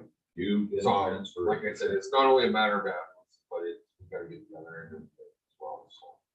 Well, taking the ambulance from here to pick somebody up in Drum to take to Calgary, and then another one from Calgary to Red Deer, and then Red Deer to Stettler, and what kind of an idiot would think of something like that? Huh? It's a milk run. They get, Well, it's what they do is they, nothing, but how the hell did they ever get a crew to do that many pickups and drop offs? well, they just In time one them out. shift? They That time was them out. back in the day before that, that's Ken's example, that was back in the day That's- before, that wouldn't happen. Not as likely to happen now, So I wouldn't say wouldn't. but I know one of the things talking with MLA Peterson was he's big on return to home. So that when your community is identified as a rural remote, that at least one of, if you're a 2 ambulance community, that at least 1 of yours has to be designated to return to home. So you get into the city, it needs to be unloaded and allowed to go straight home without being called off to other calls, but whether they'll get that through the committee or not. It does help having MLAs that are rural-ish. Rural remote. Well, one's Grand Prairie, so it's different. It's rural but different. And RG Segerson is highway, so definitely, that South Country, it's still not that far from the city, but they've got their own uniqueness. But they've been getting slammed with people coming that worked in High River, for example, for 2 months at a time, never did a shift home. They were transferred to the city. Yeah. Never ever saw their own base. Their shift was in Calgary. So, is it kind of gonna be rollout? It's already started. Last we talked about September. Yeah, and I noticed that date too, and I was surprised to see that date because my understanding is they wanted a lot of the community work done originally. I was being told like June. Yeah, because at one time I was looking whether it was gonna be me sitting on it from AFCA. And I didn't really want to, but I wanted to know the timeframe, and it did sound like we're prior to summer. So this further plan, I don't know the answer to that. I would hope in 2022. But that's not their 10-point plan, that's That's their their 5 to 10 10 plan. year Yeah. It's The long 10-point plan has been implemented, term. or phases of it has been already as of January 24th, so. It's been slow moving, some of the implementation, like I don't think it's ready for pilots start. Yeah, I think that's where they want to do that. and I would fill the survey. It went out to, I don't know, if it went to all the fire departments, but it went to any of us that are NFR registered agencies that we have to be registered with AHS to be in their medical first response world. And I know we're getting surveys, we're getting updates now that weren't coming very often before. Now we seem to be in the loop with the information flow. So a little damage control there. They're on their heels. They're trying to. Well, they're at least acknowledging that it's a mess instead of just blowing it off. Well, I don't see a problem, right? So, Union put it out there on Facebook and it woke everybody up. And I think municipalities have been woken up to it, right? I mean, after a while, it's, you know, you hate to criticize them, you hate to be negative on them, and you hear. but there comes a point in time where you have to stand up and take the stance. I mean, that's, Ken and I had a conversation 2 months ago, 3 months ago. So, yeah, I mean, and, you know, as we become better informed, I don't know if it's good or bad, but definitely we have a more informed opinion.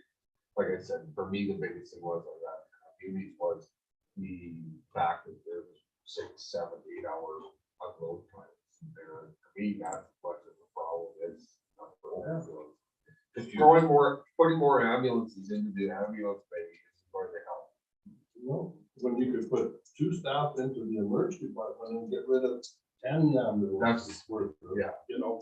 Both are needed. Oh, no, They for need to sure, clean for up sure. the wait time, But and they are short. You can remember, this was all done on a pilot project back in, oh boy, Jack Hayden was our MLA. So I remember telling Jack it was a stupid plan to do it. They did the pilot in Cypress County and the pilot up in Grand Prairie. And then they went with it. And a lot of us back then were going, oh, please don't do this because we don't think it's gonna work, right? So it's been a long full circle, and hopefully now we're looking. Sorry, I couldn't really answer your question. That's fine, that's fine. The Jack was in power, like in the office in 2010. You got it, I think he lost the election in 2012. So, Mr. Mayor, I Yeah, know where you want to go with this. How So many we're just people have done leaving it this? for now. I think we'll just leave it for now and hope and monitor, I guess. We're all monitoring, because I mean, it's all very near and dear to our heart. So I think for now, if we can get a motion to thank Fire Chief Mole and Ken Hansen for their guidance and sharing their information and knowledge. Again, I'm not saying that we need to back burner this by any stretch of the imagination, but I think we need to be informed as to what's going on. I will, when I do quarterly reports, make sure that I keep you abreast of what's new, the highlights of it. I understand that. Okay. And I don't feel like everybody goes through that. Okay, well, let's, yeah, okay, so we've got a motion on the floor. All in favor? Carry. Can, Lori, can you bring the survey up? I I did don't, do the survey. I did the survey yesterday at home, but it's. But why, Why, I guess the what's question is, why would we? Well, I think to look at it, they found, when I did the survey, I didn't think that it was in depth at, AHS survey doesn't allow you to answer the question the way you want. and it's not aimed at solving the goddamn problem, is what I thought. You know, it asked some dumb questions. Did you put that down in your comments? At the Yes, end, I did. that this The survey. one I not- did, yeah, I forget what I put in there, but I couldn't even see where this was really solving the problem. I mean, The and that's, way it was addressed. that's the thing with most surveys, yeah, I mean, the survey is what it is, but ultimately, when it comes down to, we put in the comment section, for example, the co-op said, what, a couple weeks ago, wanting to know what we could do better. And so I put in the comments, a bulk station or a community service in the area from Rumsey and Noyan, put a bulk station here in town and service the area better that way. And mysteriously, we got a phone call from co-ops. We did look at it. I'm assuming it's something the same. You can't, what you, Sandra Murphy, perceive to be an important question be different than what they hold. But you can always say no. Oh, no, exactly, yeah. I don't know, Brad, Mr. Mayor, Yes. I just like to personally thank, Mr. Hanson and Mr. Moore for this. I learned a lot here today, just understand, I've heard pieces that you guys kind of summarized all, thank you very much. For that, it was a lot of information. And the work you've done over the years. For this community. I heard from the previous mayor, now, most recently, and then back in the day when, town, that was not happening. The ambulance service here is highly successful. And we commended the staff and how, in that time, people in the staff. Yeah, we didn't know what we had. No, A lot of people you don't didn't know know how what they had. good, you don't know how good it is until it's gone. Yeah, right, like it's, and we would have continued doing it, but it was just, we saw what was happening and what's happening to East Central. We just knew that there was no way we could afford it. We had savings, but we wanted to take that savings and dump it into the clinic, because that's kind of what it was for. It wasn't the top of the chest. They would have burned through our money in no time. It was this way we had money to help out with the And I think- construction project. I think if you look at, and again, I'm just going by what I read in the ECA review, there was East Central Ambulances has approached the town of Castor to get a discounted rate on the base that they use, because they say money, they're not making any money. So again, I don't think there's it's operating effectively either, because they're stretched, I think. talked to First Glacier and with one fellow up there. Yeah, or a couple months ago. And yeah, they've got a lot of challenges, half of which are being created by flex down there. So hopefully their world's getting a little better also, right? But The cooperation with the hospital, I think, is another part of it, because when I had my windshield in February during the blizzard 2018, both ambulances sat in this hallway with me, two Hanna ambulances at the same time, and they were just full of ambulances for 20 hours. They had to sit with them because they could, so the hospitals took them in and had a responsible unit to just take the patients in. They would have been back within 2 hours, helping other people. And instead, it was listening to all of them. You're back again. I know when they're playing cards, they can't leave. and that's where, when I say staffing, not just EMS staffing, Right. but fixing the The hospital hospital setting or doing a triage area where somebody Yeah. could, they were putting supervisors in there at one time, not ambulances, but EMS, trained paramedics coming there in a supervisor truck and looking after patients, or you two crews come in. Well, now you can look after the one patient, you take our patient and we're free to go, and kind of trying to work some of that. Okay, we're gonna take a quick break here for 5 or Yeah, 6. I don't think you voted, Mr. Mayor. Did we not, all in favor? Sorry, I I missed that. thought we did, but, You voted Okay. twice now. all right, we've got it confirmed. Okay, so we'll take a quick break, 5 or 6, 7 minutes, whatever you need for water, bathroom, so on and so forth.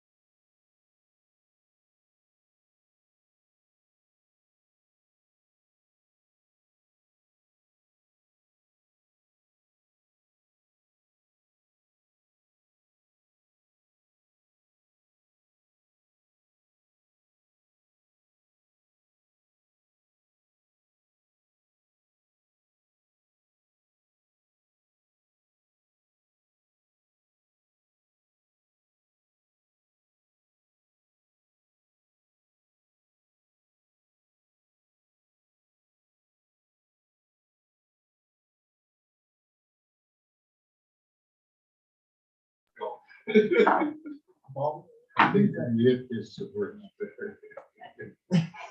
Sorry, buddy. I was going to catch it on my shoulder. Whack. Okay, moving along, we have, oh, look at that. Any public representation? None. You're up, Mr. Mill. Okay, thank you. Couple things I want to touch base on. Council meeting item for discussion. So I know we've established the setup around the table this way. If you're comfortable with it, I'm okay with that. I know that previously we had worked with the 6 councilors on the side. It was a little bit easier, I think, but it's a little bit easier for the mayor. He's looking one direction. And if we do have people here, I don't know how you guys feel about having back to people. I just thought we set up this way because of COVID to give people a little more space. If you're comfortable with that, we continue with this. Or you want to put council on the side. Those who've been experienced that will know. how I was that gonna is. say, I don't know anything different, so. Personally, I liked it better with administration at the table. There's a lot more conversation and questions that way. I agree with you. So we used to have council here, and then we would have, Brent and Lori, and, we had more staff back then on this Yeah, side. and like I said, I don't know any different, so. So are you okay if we try Yeah, that for the sure. next meeting? Yeah. Well, we did it on that. There Yeah. always was. So all 3 of us on it? Why can't all the staff just intermix at the table? I like this setup, because our dialogue, unless we all sit there and nobody's here, we speak out to the wall, or Mr. Man. It works better with council on this side than. Then if people you come have doing people a in, presentation, they're facing you all the time because a lot of them stay for the entire meeting. Well, for our presentation. So- Well, then you're moving in the lead. I guess I would like to give it a try. if Yeah, and that's council's what I'm okay. saying. If at the end of the day, council says, no, I like it the other way, then you're certainly able to go back. It just, I just feel, if we have public here, you guys especially have your back to them, and whether that's the best way to do it. Otherwise, if we're back to where we do, we put the podium in the middle, they speak, they look at everybody's looking straight at each other, but we wanted to respect people's social physical distance during COVID too, so that's why we tried to spread out, so. So Yeah. we'll maybe try that next Yeah. time, and like I said, we'll be open to feedback. If you don't like it, we can go back. Yeah, like I said, I don't know any different, so this works, and Yeah. because that's what I've been handed, so you. But it would be like Council Crowe would slide down a little bit, and, we can put 6 in. I don't think those that have experienced it, you're not overly crowded, but, Oh, you still have the same work. yeah. Okay, so we'll try it for the next we'll meeting, try yes. that. And I know we talked about this during budget time. We haven't had a meal for council since pre-COVID.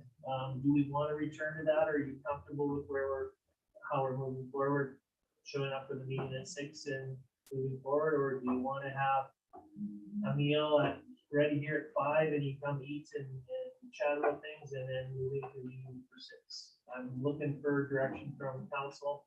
Obviously, if we don't have a meal, you save money, which is a good thing, but I don't know for some of you who don't have a chance to eat something before you come here, whether that's a benefit or not.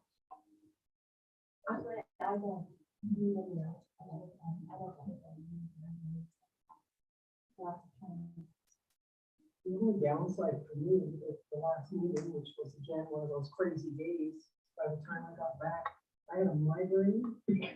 Because could I at least break something to snack on, because I had to literally go from one meeting to this meeting. So the meal wouldn't have helped you in that situation because you were already having it, so. Yeah, I thought the meal was major, like basically was through the administration that didn't get time to get home and eat because they worked all day. and Well, That too. it's I a mean, little bit of that. That is. But that's we've really adjusted. short. We've adjusted, Subway Staff Subway likes me on Tuesdays. Subway likes me on staff will Tuesdays. bring stuff in and eat and grab it right before the meeting. So we're able to adjust. That's. not Personally, an issue. I like the value, we're supposed to, we're given to council and administration. It's not always business talk about activity, but to know people that actually get to know each other. Well, that If was, we gotta work. that's together, where I was gonna go. There's value in it. With Hockey Alberta, Very, very good. yeah, Hockey Alberta, we accomplished more prior to the meeting and post meeting than we did at the actual meeting, because it was such informal and you could actually call it your hair down or whatever, but you can talk and talk freely, I guess is the term. And there's not a camera pointing at you. And Councilor Olson's correct. It's not necessarily that we talk business around the table, but we talk about, I'll use this in Some of the example, chat. just popped into my head. We might even talk about Stage Hanna. If Stage Hanna just happened, people who've been there, in a conversation. It's just, as Councilor Olson said, it does create a little bit of, cohesion and knowing people in a bigger life, but we'll take our direction from council. I just need direction if you want to go that route or if you want to leave the same. I would like to try it. Again, I don't know any different, so based on what happened in the past, it worked in the past, so I mean, with the restrictions and with our hands we were dealt, again, we learned to accommodate and adapt, but I wouldn't mind trying like I said, the less formal portion of the meeting or whatever you want to call it, so I'd like to see it. That being said, I would like for everyone to partake in it as well. I mean, unless you're definitely against it, then, but I really think that, I think we as council are not, we are together. Maybe we can try it for the April 12th, if that's, you want to go, we can change it anytime if Yeah. there's something that's not working for you, we'll take our direction. So, Council Warwick? Yeah, I guess I'm just concerned that, I wear a hard hat, so I have a prep time to get here. I don't just come from what I'm doing here, so, I do my work at 4, I go get ready, I have that time to get here at 6, so now you're asking me to come an hour earlier. I'd rather. Just Don't saying. judge me. I didn't. And I'm saying that a lot of I leave with 4, sometimes I have a 45-minute drive, too, just kind of, so that ups in an hour now. Yep. So I'm gonna have to be there at 5 to eat, usually, I'm like Sandra, I'm hungry sometimes, I hear I eat after, a lot of times, because I don't have time to eat, so.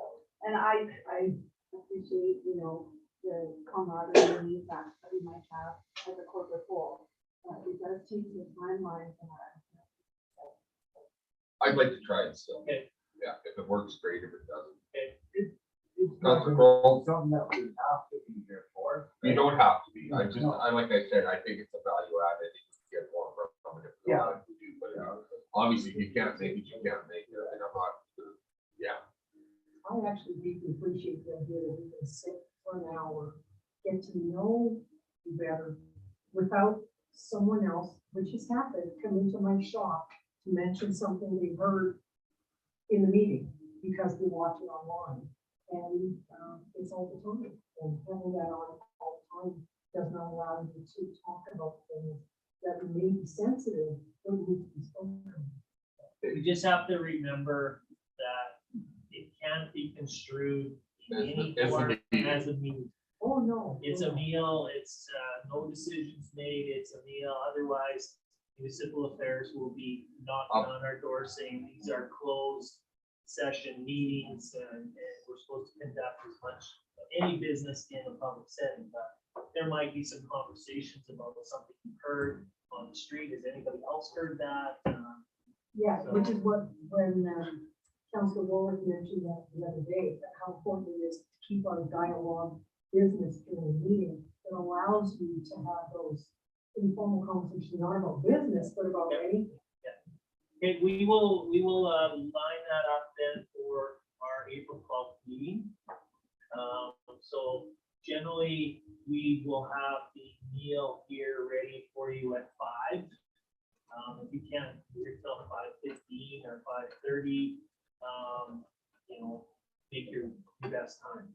If you know you're not gonna be there, let us know as soon as we can, because we don't wanna pay for a meal that, you know, is in use, so. I won't be, so. Chinese for the first one. I don't know what the mayor's appetite is like. We have tried to move it around to our different businesses, and we've had our caterer do Karen, would bring whether it's, well, or whether it's ham or whether it's whatever she'll make. We don't even know what she's making, and she'll just show up and it'll be here, so. Yeah, I'm fine with that. Okay, next thing, spring barbecue. I just wanted to check the date of June 3rd. Put that on your calendar. Yes, Councilor Lower? Mr. Neal, as it sounds right now, that does not work. I have somebody who knows the walking. Oh, right, yeah. Yeah.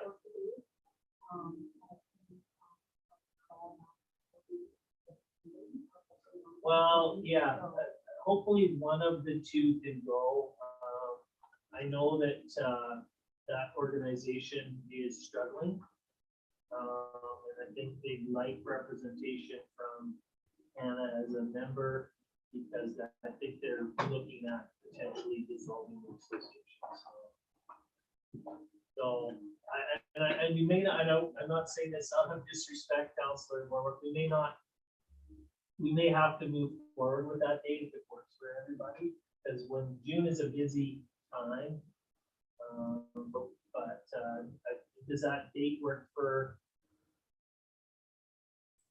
Yes, okay. We'll see where that's at, but that's kind of the tentative date we'll look at it. Other than that, I think everything in here is pretty much self-explanatory. I do want to mention, and I just want to give it a little extra emphasis, I've been really pleased with our peace officer agreement so far. Mr. Erickson has done a really good job to move forward quickly on some of the initiatives. He hasn't been overly busy, which is good. I do anticipate as we move into spring and summer with unsightly properties and RV parking on streets that he will be busier, but the issues we brought forward to him, he's dealt with very quickly and done very well. So just wanted to bring that to your attention. Want to make sure council is aware of the volunteer appreciation event. So the last page of my report, the committee has arranged to have Tyler Smith speak, who is a humble Bronco survivor of the bus crash. So I think he'll have a good message. So if you want to get tickets, please let us know if you want one. They're doing it a little bit differently than they have in the past. Before, it was primarily a free event. They are saying that kids, high school age kids, 18 and under, it will be free if you want to attend. But if adults want to attend, there is a $10 charge plus the Eventbrite charge, and you get stadium meal, which will be really good for some of us.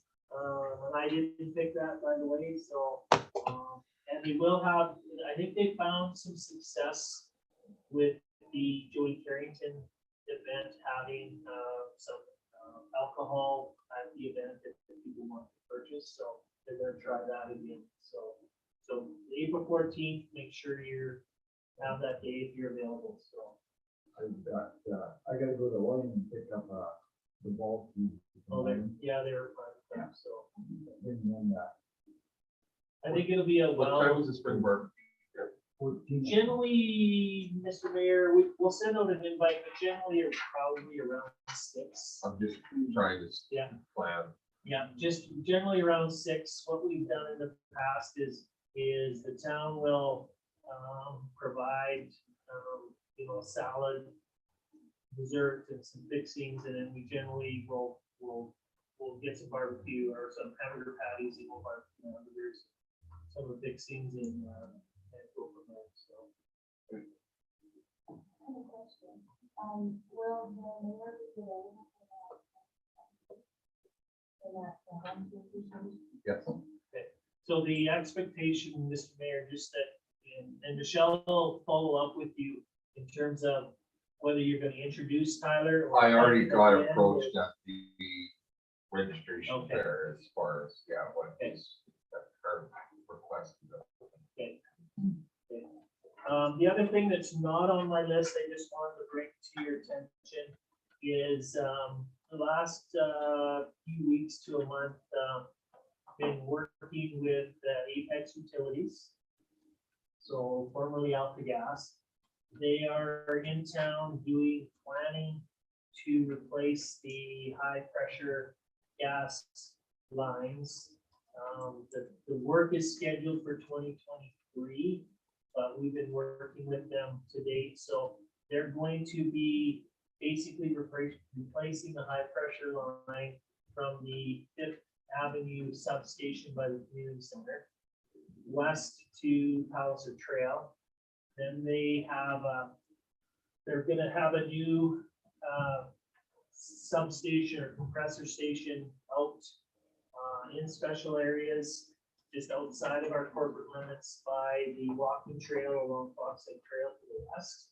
And they're gonna put new line in there. They're gonna bring it down. They'll go down the Palliser Trail on the west side down to kind of where the mayor's shop is down in there. They're gonna be replacing all of that stuff down. Well, it was in that area. interesting because they actually approached me about, just about renting, buying Oh, okay. land.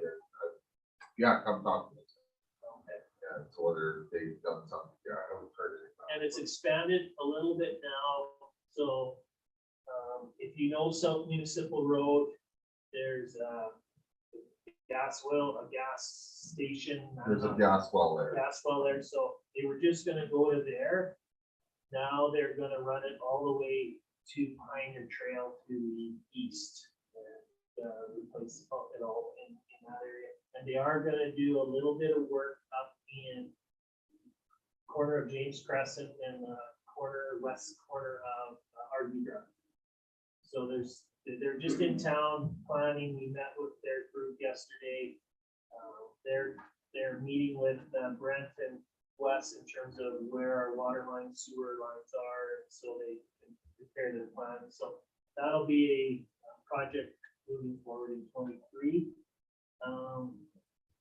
Just as for information too, you may know you've been by, so we did start to fill the excavation at the Seymour yesterday. So I think, I haven't talked to Brent today, but I'm assuming they felt they would have it done today.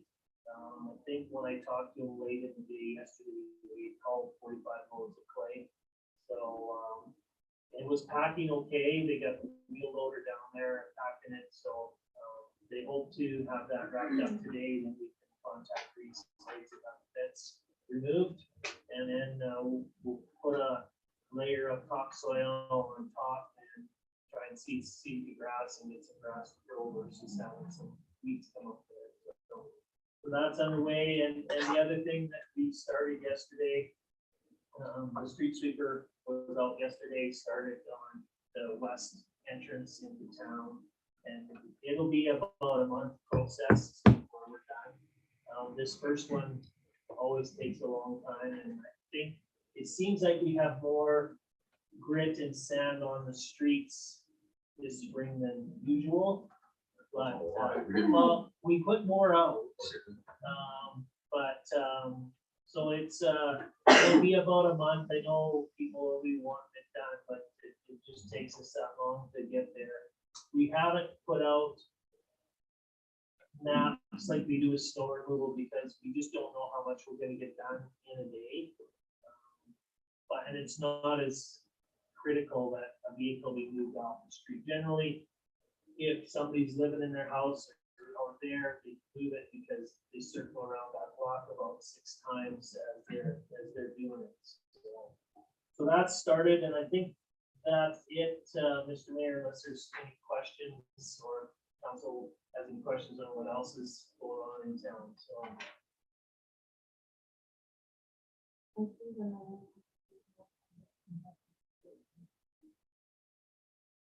Yeah, there's those lots of, I saw the sign there too, so.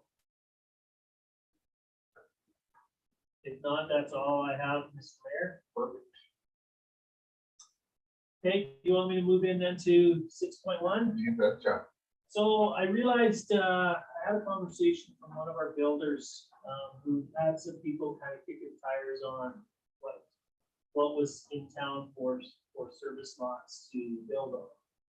And so they approached me about the town lot. So we put together a little bit of history on field place lots. So basically, at the end of the day, council in 2012 approved the purchase of the land for field places and approved the servicing for 15 lot subdivision. It ended up costing about $1.4 million in total. You know, it's been questioned many times, but that's the cost. It's fully serviced, ready to roll. Originally, council set the prices, as you can see, based on the size of the lot, between 62.5 and 75,000 or 75,000. Had a initial 5% discount when they were first built. Nothing happened, nothing moved forward. We did enter into an agreement with various realtors to promote properties. No offers received. Finally, in 2018, for council that was there during that term, Craig Burke and Mark Dakota had a vision of smaller lots, different style homes, kind of servicing a 55 plus group. They haven't moved forward on any of that initiative. And I know it's still in one of the projects Mark would like to see move forward, but hasn't yet. In 2020, there was again some people kicking tires about lots.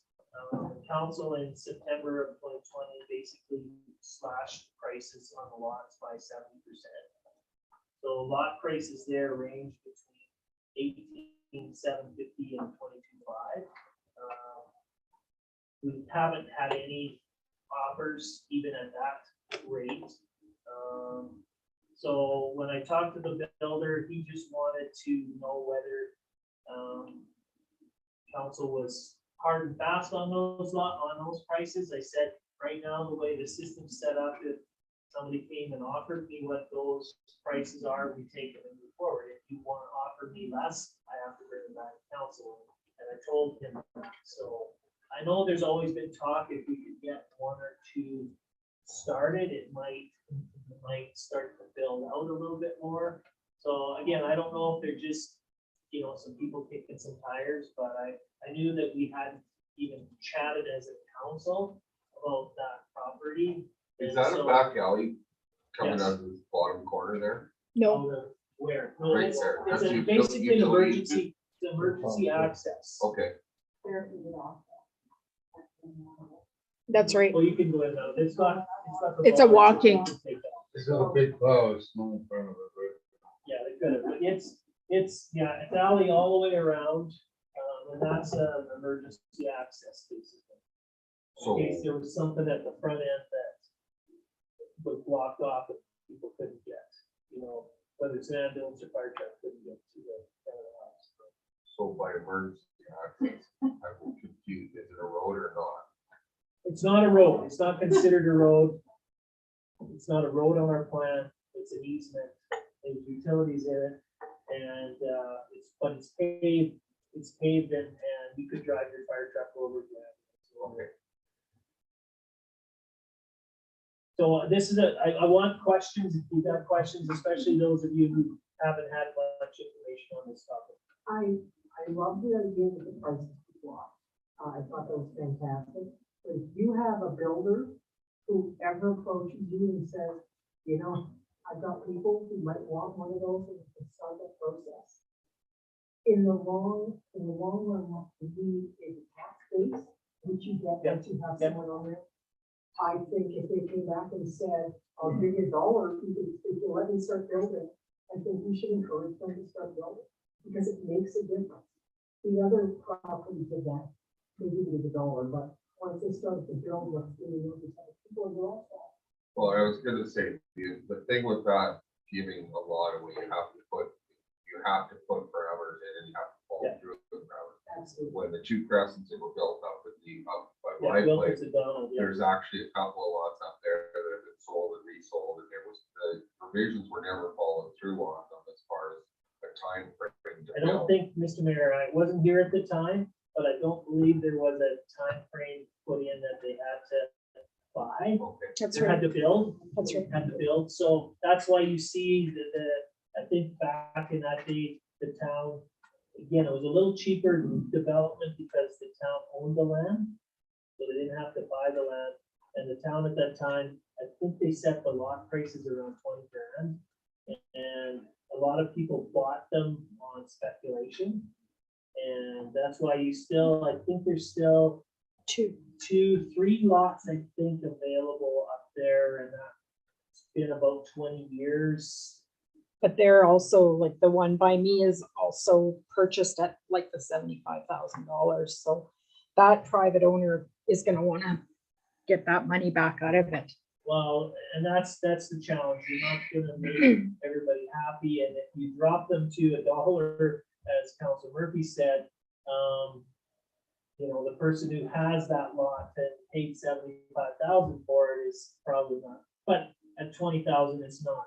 We've already dropped it to between 18 and 22. I have an inquiry about the property up on your neighborhood. As far as trading that lot for a lot, something we need subdivision. Possibly. Maybe just a conversation over a cup of coffee, and I said, bring it and see what I've we, always, yeah, I mean, I've that's, always said to people, and I'll say the same, bring us an offer. We're not, Well, we're and gonna take it seriously. We're not gonna go, what a stupid offer. We're gonna take it seriously, and then if council decides they want to move forward with it, we'll move forward with it. So, well, and that's what I said. I mean, I can't speak on behalf of the town, but if you're interested in that lot, you had a lot of the subdivision, I said, if you want to trade, I'm not saying yes or no, but we need to hear about it, if that's what the plan is. So, There is a lot in another subdivision that they paid a lot of money and it's still empty and they want to build with it. Perhaps we can talk about giving them some kind of encouragement to be able to build. If they pay a tax incentive, if they pay $75,000 for the lot, which is ridiculous. Councilor Olsen? One thing, I don't want to get into a big discussion now, but we had last term, discussion of municipalities' ability to start a corporation. There was a possibility of the town putting a home on one of those, the way things sell. So, I've had many discussions with, you know, the tax base, and there's mixed feelings, but just something that we can have discussion at some point. it is, as Councilor Olson refers to, I know it's on Mark's list of projects wanting to move forward is, I know he's had some discussions with myself, he's had some discussions with special areas chair, just in regards to, and whether we form a separate land corporation and we give them some seed money from both parties, or whether we just have a partnership between special areas in town and we basically build a spec house. And if it costs the corporation or the entity $350,000, $400,000 to build that, then they turn around and they sell it. Whether they get, the challenge is whether you can sell it for what you've got invested in it, and then you take that money and you plug it into another development. So there is some discussions on the periphery around that, nothing formal, but I know that we would need, you know, the challenge right now, I know people talk about creating a land development company, and they do that in cities all the time, but the value of what they're going to be able to build and recoup is generally on the positive side. Here, it might be on the negative side, and whether that's a, you know, something the council wants to get into, certainly is an option. And it does move things forward. It's almost like your little bit of your incentive versus a tax incentive. You're putting some dollars in that way, and if you lose $50,000 on a sale, you know, you might make that back in 10 years. You know, and so there's lots of options around there. I knew as a group we hadn't had any discussion about field of place at all, so I just wanted to open up. Listen, Neil, the developer, did you look at the previous prices versus the ones that you come prices, and was there any conversation around, you know, I mean, the discounted prices are significant. I mean, we have to recuperate the infrastructure that's already there. Well, And the development of it. that was the goal. But that's not a realistic goal. Like, it's not a realistic goal, even at the 70 to 60 to 75, we were only gonna recoup about 80%. Right. At this rate, we're probably collecting 20% of that cost, so. But at the rate we're currently at, Yeah. zero. And it's been 10 years Yeah, oh, that's right. Yeah. already. So, I mean, Well, not quite. Almost. I'll go back to some history from Elk Point. The council prior to me being on in Elk Point built an immaculate industrial subdivision. Corners, big wide corners, the trucks, and all the infrastructure was in place as far as water, sewer, the whole 9 yards, and it sat empty for 5.5 years. I was driving on Lamont one night after hockey game, and there's a huge billboard that says free land. Of course, I'm not, there's something on Those so, again. yeah, but I did stop and get the phone number the next day, I called the guy. And so basically what they were doing is giving the land away with the understanding that if you build X, you've got ABC. If you build X plus 4, you've got ABC, and within 4 years, the subdivision in Illinois was full, like the industrial park. We did take some very harsh criticism from a lot of ratepayers and past council, because, you know, we gave it away, but now they have a tax base of about 580,000, comes off that industrial park. Long-term. Yeah. Yes. So yes, we did take a beat for a little bit, but it still generates a very healthy tax base for them, so. Yeah, ideally, you want to recoup your money, that's why you do something, is to not lose money. Anybody who does something lose money, not doing it very long, but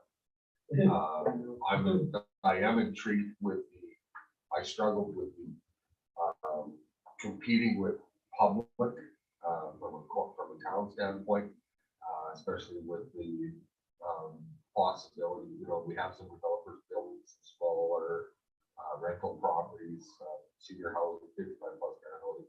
So I'm vast a little bit. Okay, so we're not here to make a decision, No, obviously, we just wanted to answer any questions or give you some feedback on how it was started, where it's at, and where we're at these days. Go ahead.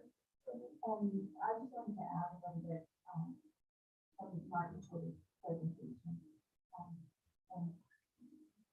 Great work. I'm sorry, we're making the council, a lot out. They also wanted to make the lot smaller and add more, facilities for that business.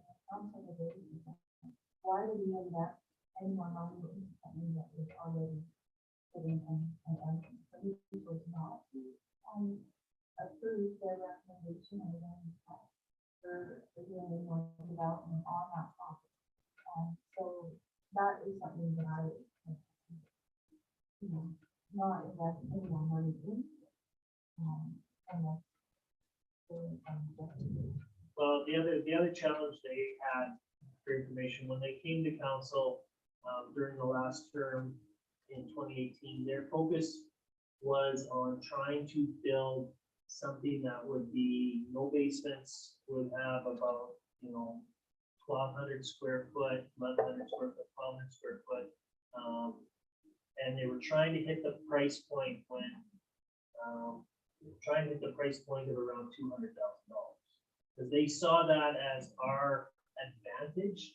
When they did their comparisons of other communities, we had everything the other communities basically had within 2 hours of a major center. We had the hospital, we had the golf course, we had recreation stuff, we had everything people wanted. Where they felt our biggest advantage could be was on the pricing side. But I know talking with Mark recently, he's been talking and working with Todd Wallace on what they could do there, if you get some developers to build something there. Fortunately, with the cost increase in terms of building, now that numbers jumped up significantly and they're losing their price advantage that they hoped was going to. And these were standalone or were they? Yeah. Condo style? No, they were standalone and their vision was, and that's why they felt, is that the lots are probably in the most part about, except for the end of the cul-de-sac, are about 60 feet wide. So they're good sized lots. So you put a 1,200 square foot house on there, it looks small in comparison. So their thought was, if you could tighten things up, you might be able to then create 21 houses around there. But again, no one's jumped out at it and said, let's move forward with this. But we'll continue down this road, and if anybody's speaking to any of you, anyone's speaking to us and says, hey, what would you want? Tell them to make an offer. Obviously, if we're going to sell it at a discounted price further than what's discounted now, there's going to have to be some parameters put in that something has to be built, immediately. It's not speculation. Kind of do the tile that's on that trading property. But why don't we point them all towards the building type? If that's it. Well, because the person that approached me doesn't own any property in Field Place, they own property on the dog. But if they own property someplace else and they want them to trade it for a different lot, make sure that they trade it to Field Place, or at least there's some development started. Oh, for sure. That's all it would take is to get one or two. Well, yeah, that's always been the theory that if you can get one or two going there, it might then continue to spend. I just don't know, and I don't know the individual who approached the mayor. I don't know anything about the conversation, but they obviously thought that lot in the golf course crescent was one that they were looking. It was appealing. Now they had their eye on. I don't know what their response would have been, Mr. Mayor, if you said, well, I don't know about that one, but what about one in Field Place? It might be just that particular lot. It's one of the particular neighbors, locations. the same thing. I'm pretty sure all they're looking for is to see the grass. Yeah. And that doesn't do as much. good. Yeah, it doesn't create a lot of assessment for us. So is there any other questions, comments around this? I just wanted to have the discussion because we hadn't even talked about Field Place at all, so. I was just gonna mention, Kim, that being on the previous council and when we did this, the thing that they did, the developer, first of all, I don't like the way that street is. It's too damn narrow. And all the services are already installed in the front of the lots. The gas and everything is put in the front of the lot. So when Mark and them looked at redoing it, I don't know, they'd have to redo the entire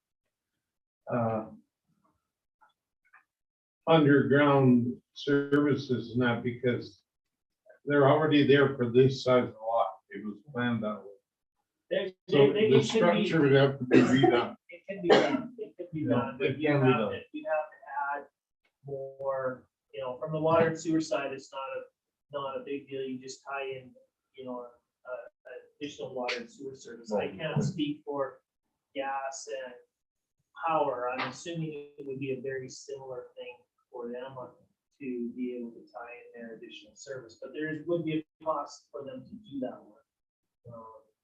And all of the services are in the front because that's where the utility companies said that. They won't go in the back anymore. They want everything in the front. That's their new standard and that's how they move forward. So we didn't really have any options there. And the thing there is the gas was in both alleys all the way around. And they still went to the front. And I know people question the size of the road, the width of the road. And I guess it is narrower than 7th Avenue or 5th Avenue or any of those streets. But at the end of the day, I think maybe because I lived in a cul-de-sac for 15 years, you can have two vehicles parked side by side on the road and you can still drive through there. And the amount of traffic you generate in a cul-de-sac is so small and limited.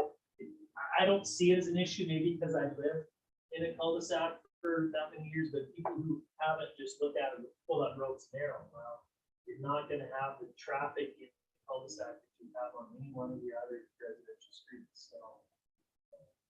But yeah, I just wanted to bring that forward. I will go back to the builder and say, council is open to offers. Please, if you've got someone who's interested in making an offer, make that offer. Council will consider it seriously and let you know, make a decision on it, so.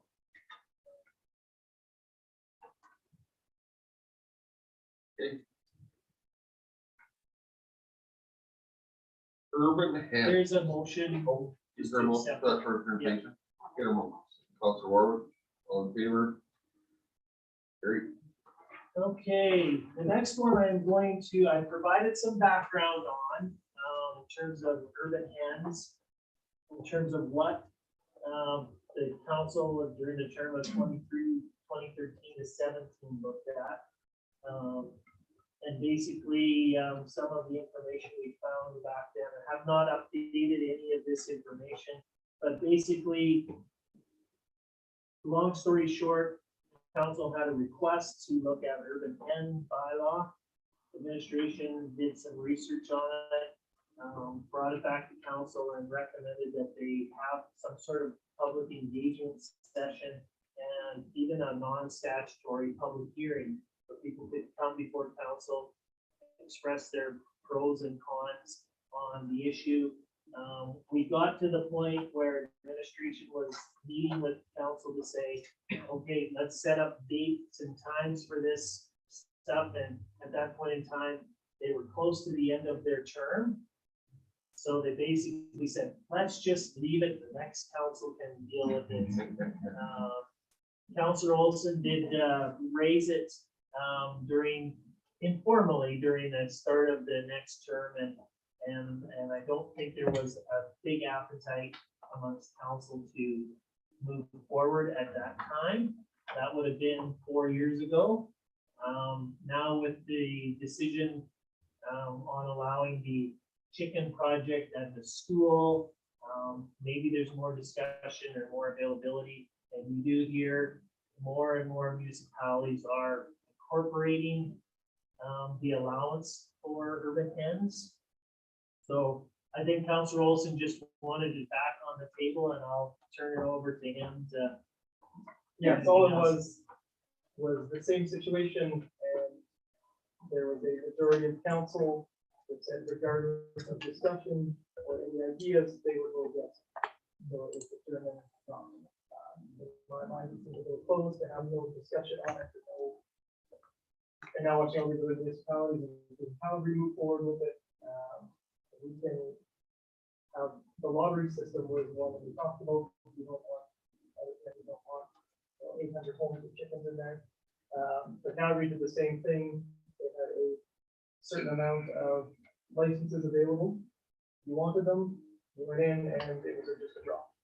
Again, and Hanna, whatever the number is, if it's 20, if it's 10. And just go through it. So it's a well-being path, a lot of municipalities doing it, so just hoping for some discussion. I like the idea, I was all over it. The bylaws are there, we have to do anything. There's two things. I was gonna say, it's not like we're reinventing the wheel. No, the only challenge administratively we see with it is just, it's a little bit like, it's an ownership thing. If you have good, responsible pet owners that get that license and they clean up and they deal with it properly, no issues, everything's great. If you have someone who doesn't do a good job, then you're gonna be having complaints and issues with neighbors, and then, you're having to tell these people, just like they have a pet, that they can't have it any longer. It gets to be very emotional, very passionate situation. But as Councilor Olson said, it's been 4+ years, 5 years since the first discussion on the game. Things have changed. More communities are allowing it. And I know back then when we looked at it, most of them were allowing, their licenses were to be basically 1 to 1,000, 1 to 1,500. Well, that wouldn't give us very many licenses. So that would be a decision council would have to make if it's gonna be 1 license per 400 people or 1 license per 800 people. That would be some decisions council would make. I always felt, and maybe it's changed a little bit in the 5 years, that there would be some controversy about whether we went forward or didn't go forward.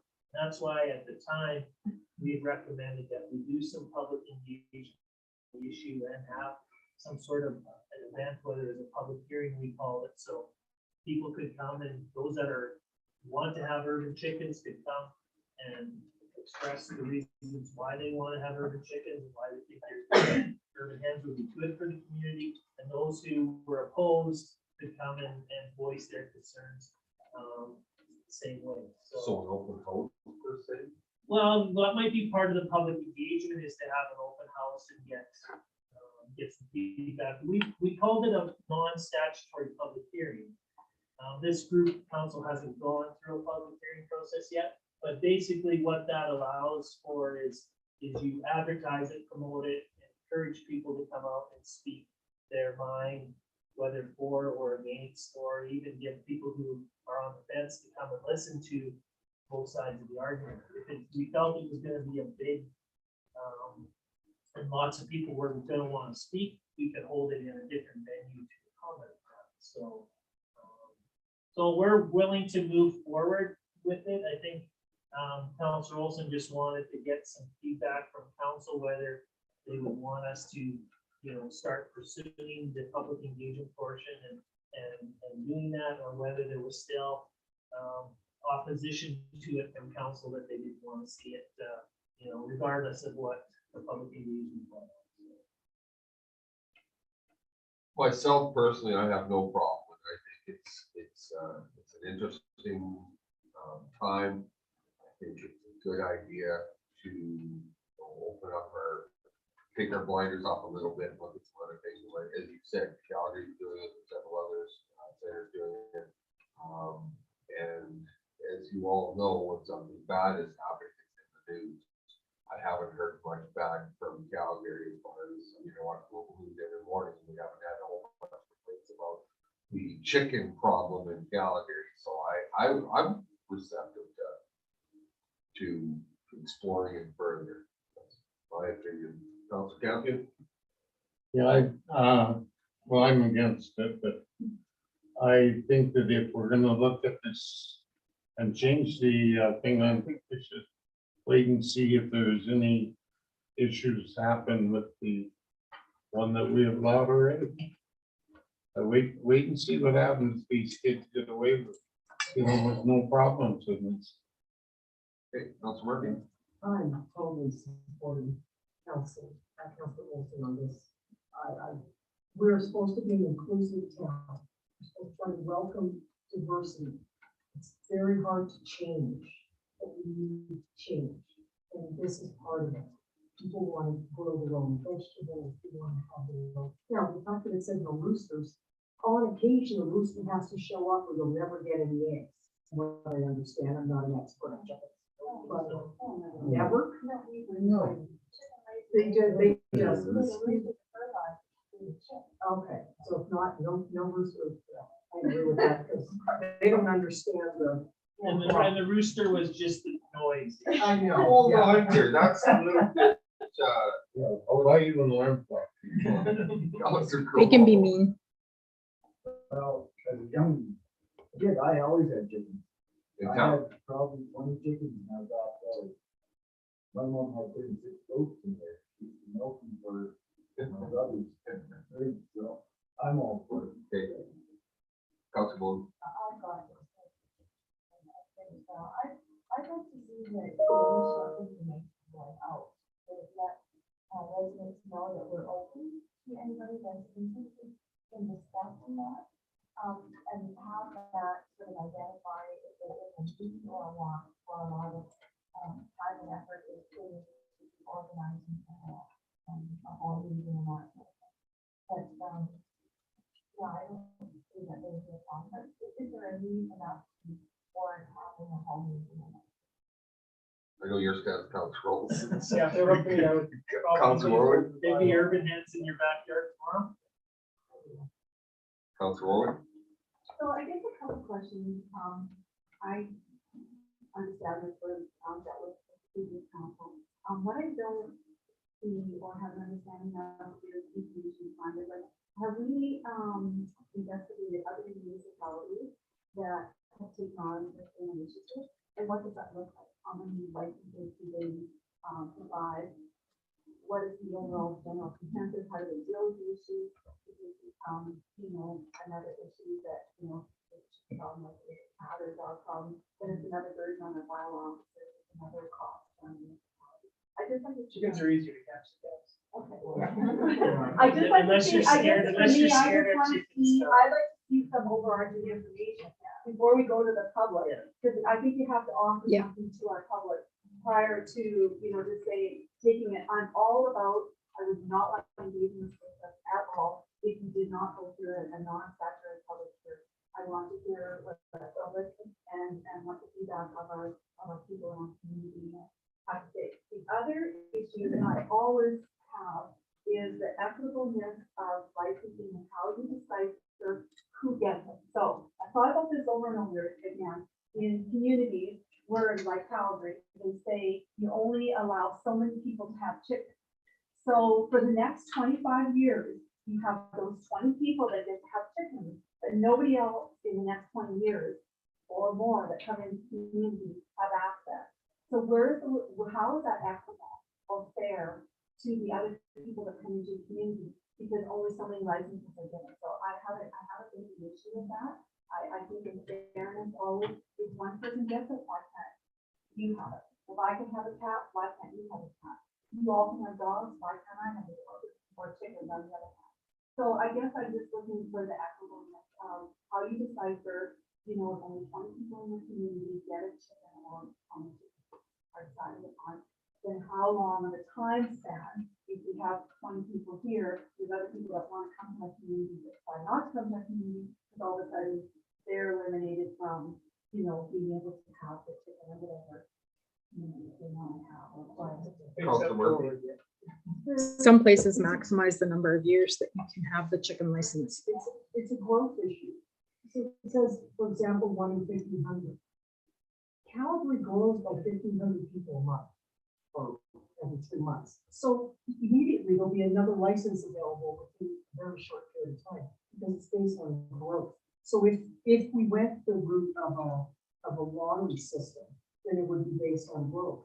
If there's no growth, these people wouldn't be moving here and we wouldn't have an issue. I don't agree with it being based solely on growth, but that is the way most of the larger urban centers are doing it. It's based on growth. So even though currently they have 200 people, that'll grow to 250 as the population. I would like to say, Councilor Murphy, that growth in Canada doesn't have an exponential or at any level that I'm Yeah. Not by, like, is it happening at 50 people a year? I don't No. see that. Going down.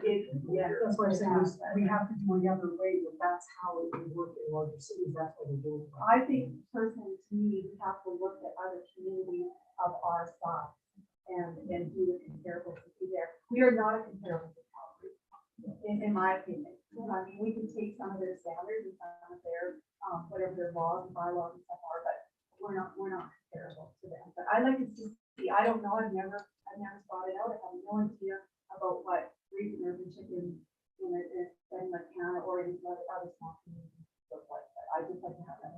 Council Bowden? I think I would like to, you know, if there is interest, you know, we can go with it. And if there's no interest, then it's fine. I'm sorry for a few people. I'm sorry.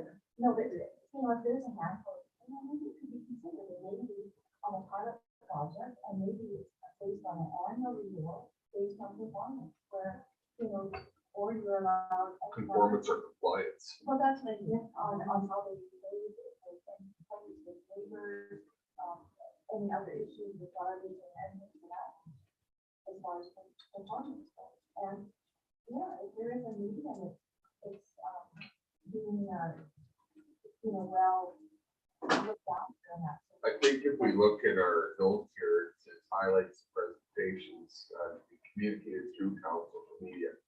I think we float this out, we're looking at it, looking for feedback, yay, nay, or otherwise. I think we can either A, proceed, B, Maybe chalk it up to, well, I'm just, yeah, see what kind of feedback we get and then proceed from there. The info, Mr. Mayor, that's in your report, is dated. So that's the information we found in 2017. Yeah. So, it may, some of it may have changed. I don't know if a lot of it will have changed in terms of what the basis of bylaws are. The one that maybe has adjusted is potentially the depopulation. You know, in Calgary, you've got one for every 1,500. You know, some of those smaller ones, again, that would be a decision council would make whether they think One for should have- 200. Hanna should have 10 licenses, and that's one for every 200 people. And go from there. The only other concern I have about, you know, how we move it forward in terms of if we've implemented it in terms of compliance, it's like anything else. If someone has urban hens and they're not in compliance, and we have to put them in compliance, quite often there is a fund and it's a cost. And I know when you use the term, check with the neighbors around there, sometimes the neighbors don't get along for other reasons, but if there's an opportunity to stick it to them and say, oh, their urban hens are terrible, they smell, they're noisy, you know, so you have to almost have an independent person would go in and look at it and evaluate it. So you have to hope that the majority, if not all, would be good owners, but we know we don't find that with our cat and dog owners, that not everyone is a responsible owner. So it sounds like, Mr. Mayor, that there's consensus to throw it out there. The cat out of the bag. And see what the response is from the community. So can we get a motion to accept urban hens report for information? I'll give you that. That's the most activity. All in favor? Opposed? Like that recorded? You have to say that, you have to request for a recorded vote. Carried. Mr. Mayor, I don't know, I want to be sensitive to time, it's 20 after 11, we've got two things on the agenda. So we've got just the unsightly premises and snow removal bylaw for discussion, and then council roundtable. You want to have roundtable first, or I'm not sure how long the discussion will be on the bylaw itself. Well, can we put a time frame on the discussion of the You're the bylaw? mayor, I yeah. can do that, okay. We're gonna give the bylaw discussion 40 minutes, so that'll take us to 20 to 12 and 20 minutes. 20 minutes, sorry, 20 minutes. And at that point in time, it's discussion time, so. So I haven't prepared anything on this other than presented you with the current bylaw. So if anybody has comments, concerns, questions, just bring them forward. I think, since it goes down in May 2009, I wonder if given that the penalty could be considered increasing.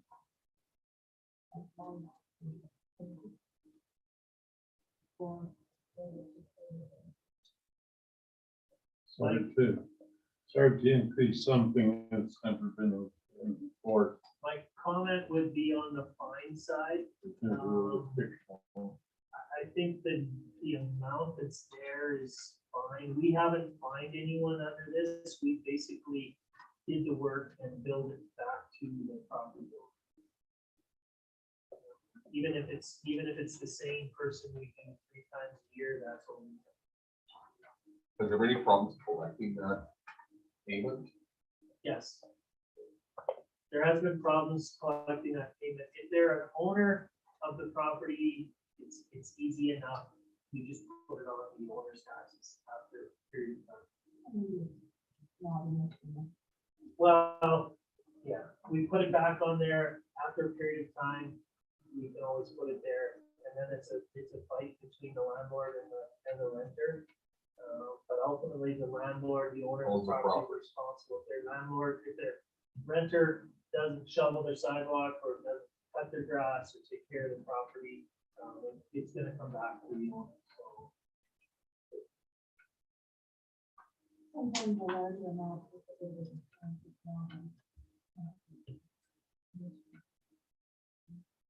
Like I say to people, same with us, same with snow removal, 90 to 95% of our property owners are good. It's the 5 to 10 that aren't good property owners that we spend a lot of time dealing with.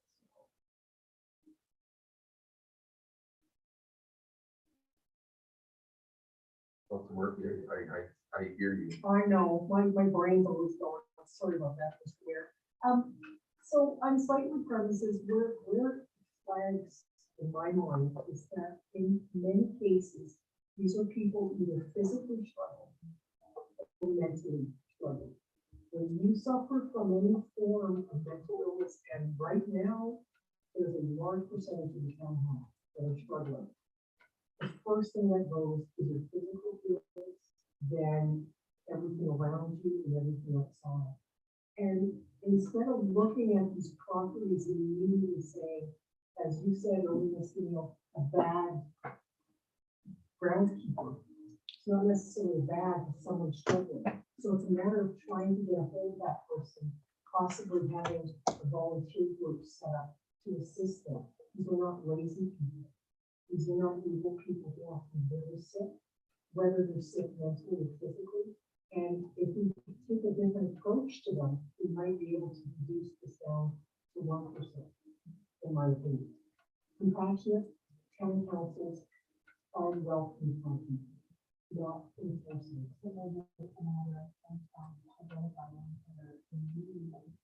We have our snow angel program. For snow removal. Snow removal.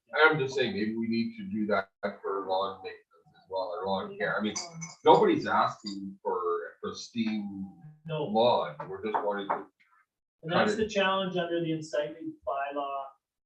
From day one is what is satisfactory. You know, some people will have in their minds that every property should be here, because that's where I keep it, that's where everyone should. We try and find the middle of the road that it's not, you don't have to water it all the time, you don't have to fertilize it all the time, but keep it manageable. Like if you don't want the grass 3 feet high, You don't want a bunch of weeds, so it's trying to find that balance. We haven't done anything on the yard angel side, Mr. Mayor. I know we've got a number of individuals in town who do that as a business. And we encourage those who have either a physical or mental issue who can't do their yard, that, you know, again, you throw in sometimes with those people, it's a financial issue as well, that they can hire to have somebody do that, and they may not have family or friends in the community that they can deal with. So I think we've been fairly sympathetic. We haven't been heavy-handed, but at a point in time, you know, if our residents aren't necessarily sympathetic either, Councilor Murphy, and so then the phone calls come into us saying, this yard needs to be done, it has to be done. They don't necessarily have any sympathy for their neighbor, and they put the pressure on us. And when we look at it and go, well, they're right, it technically is unsightly, so technically they should be doing something with it. So it'll be interesting. It'll be an interesting trial project this year with using the peace officer program, and again, a different high, different level of how they want to move forward. And like I said, to date, I've been very impressed with how they've handled any of the bylaw complaints. So we haven't spent a lot of time, I'll be honest, Councilor Murphy, conversing with the residents who don't have their yards done, because quite often when we're doing it, there might be 30 properties that need to be done, so we haven't necessarily conversed with them. It's been well, on the unsightly, it's more a letter, because we have to start that process. It's a little different than snow. Snow, you have 24 hours to do. Unsightly Takes a while to properties, get on unsightly. unsightly, you have to notify that individual that their yard is unsightly for these reasons. You have to allow a week basically for them to receive the notice, and you have to give them 2 to 3 weeks to rectify the situation. So it's pushes close to a month, you know, by the time you're doing. And the biggest trouble we have is some people will go out and they will do some of it, or a portion of it, but they never quite get it exactly the way we'd like it to. And we've been probably, in my opinion, been a little too easy on those people. And but it's always a difficult situation when you're sending either contractor in or somebody into private property to do work when they're living there. If it's a vacant property and the owner's not there, simple thing. But if I have to go in to cut Councilor Murphy's lawn, and Councilor Murphy's not appreciative of the fact that I'm there, again, it creates. We'll cut down the apple tree. Then we get the option to go to court. So there you go. So they're not pleasant, they're not fun, but that's just, we've had a resident we dealt with in the past and wasn't happy with the work we did in their yard, and and threatened to sue the town. Yeah, no, I mean, yeah. No, and I think with the, I mean, as long as we're, again, not going in heavy handed, doesn't like, which we're not.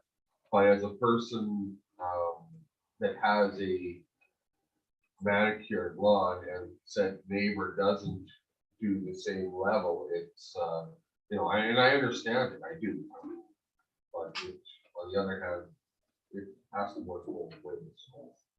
That's exactly what happened up there.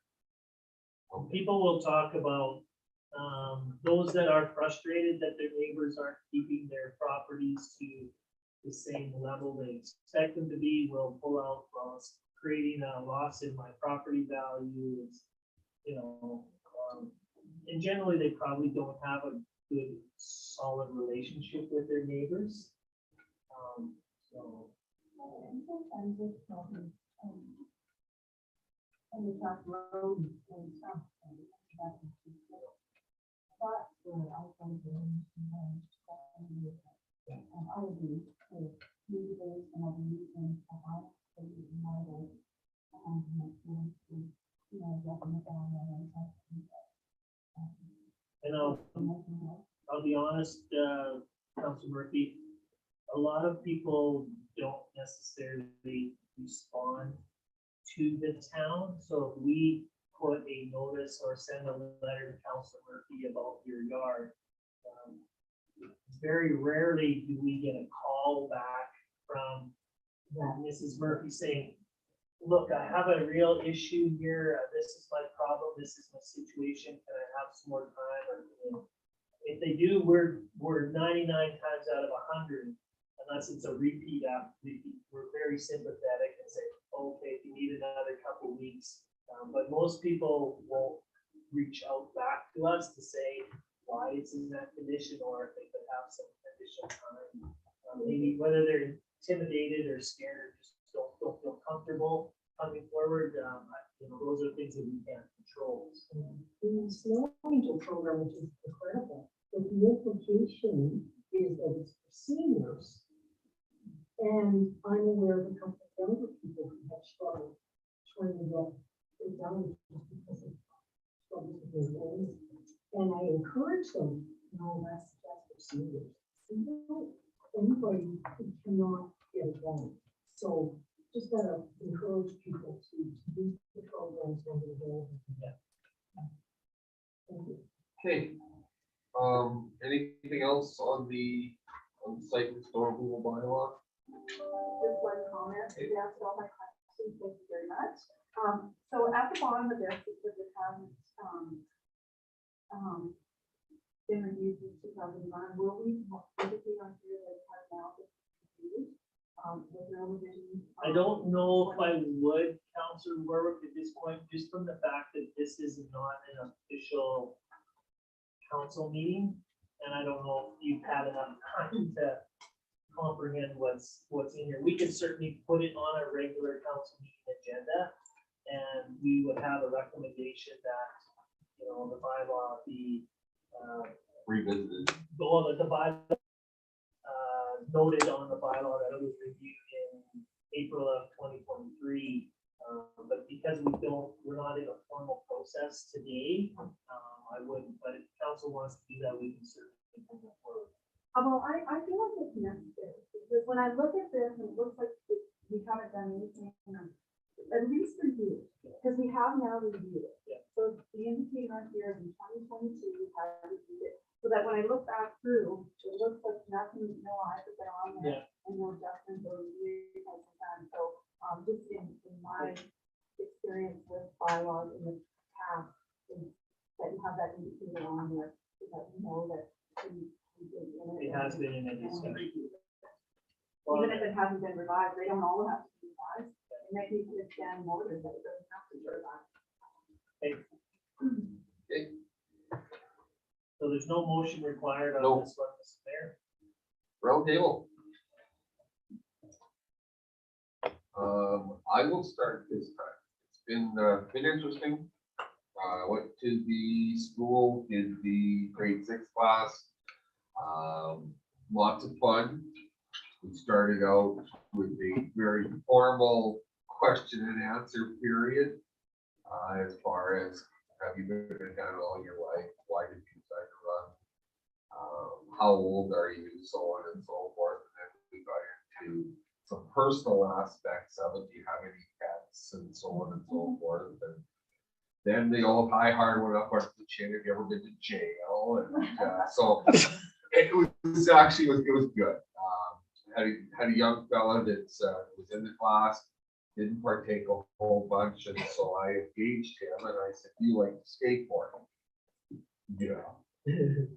So, okay, I said, "So did you get anything out of this meeting you just had?" "No." I said, "Well, if you want, what would you like to see in Hannah's part of the skateboard park?" "We need a bowl." I said, "Okay." I said, "So who would you contact about getting a bowl for you in Hannah?" "I don't know." I said, "Well, I'd start with the mayor." And he said, "Well, who's that?" I said, well, apparently my presentation wasn't very well taken. That would be me. That's the card you have in your hand. Oh, and then all of a sudden, this young fella, out of the blue, starts to engage. He says, what would I have to do to get a bowl put in the hand? I said, well, I said, we can start having a conversation as soon as we're done in this classroom. I said, but I said, ultimately, if we don't know that you have a need or a want, ultimately, I don't skateboard, believe it or not. So it's not high on my priority list. I said, but you need to communicate what your wants and wishes are, and so on and so forth. So after doing that, then all of a sudden some of the other kids come up. It was actually really cool to have a bunch of 11 and 12-year-old kids come up with all the ideas they have. Some of them out there a little ways, but for the most part, pretty good ideas, some of them. As far as the bowl idea, I mean, I have no idea what a bowl even is. I did Google it, looked it up, but yeah, I mean, is a bowl realistic? And then after a little more thinking, I talked to the teacher, and I said to her, I said, has he mentioned the bowl idea? And she hadn't. I said, well, remind him that if he wants to pursue it, to get a hold of me, and we'll start. So I said to her, I said, I'm not opposed to getting a group of people together to start developing a bowl. And so I think it was good. I really do. I think they got a lot out of it.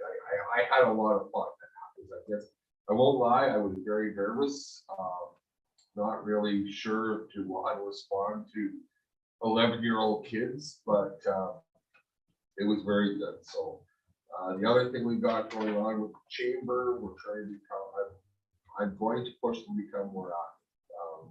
We did the registration fair against a lot of our existing members will. I went and sat at the registration fair, had a few conversations with different people. So do we have a new president? No, we don't actually, and that's why I did not make the other meeting that night.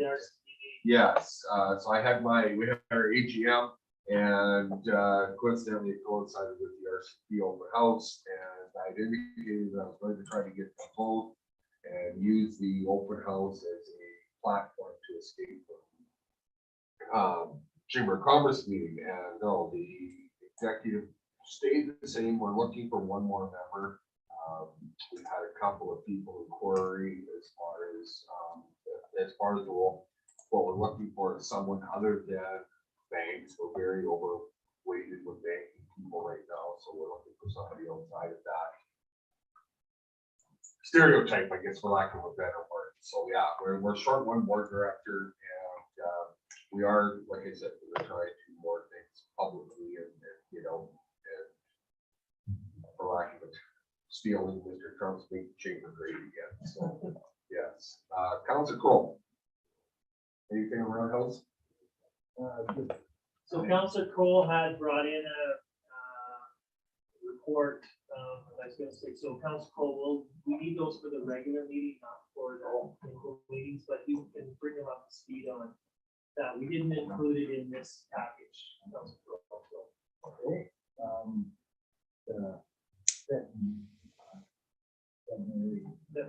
Veterans Highway, yeah.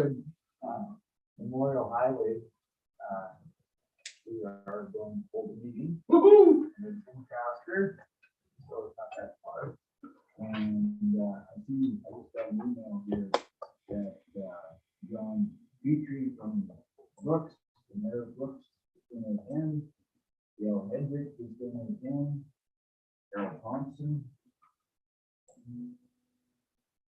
Kevin Google is going to attend. Yeah, So I think it is that's- alive and well. Yeah. I think that's the first one, Councilor Cole, in a couple of years. Yeah.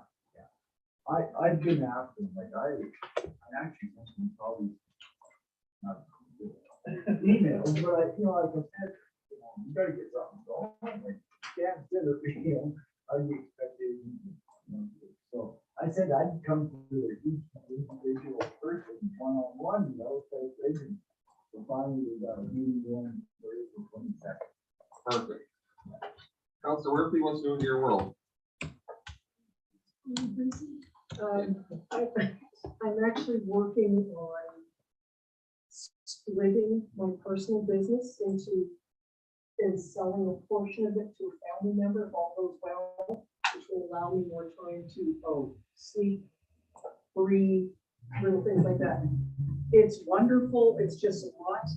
So we'll see a bunch of changes. Hopefully that I won't let Do everybody. you, I'll talk to you. Oh, it's exciting stuff. Counselor Campbell. I do have a question though for you, Councilor Murphy. My understanding is we have a new librarian. We have a new director of the library services. Do you know, can you share any info on that individual? who No, they I are, haven't when they been start? given very much, except of course I've met her. Her name is Darlene. Oh, Okay, no, that's fine. I just, she's just, her background and her creative mind is so incredible. I'm so excited. She came down with her husband before the interview, drove around town. They're from Drayton Valley, just wonderful people. I think this is going to be what the library is needed. when I don't start know. date, I haven't had a library meeting since. And I might have more, but usually Gwen would fill me in, but she's been away in Ontario for the last 3 weeks, so. hanging out with grandson, that's So, okay, no, I guess the Sure. important part is that they have hired a new library director who will be starting soon. just wonderful, and I'm excited. Yeah, it is great. Counselor Campbell. Not a whole lot, just, Mayor Kruger bought us, hoodies for sitting on the board and that, and our employees in the company. That's about it. The other stuff is in my council report, I've already put it in. Counselor Wilton.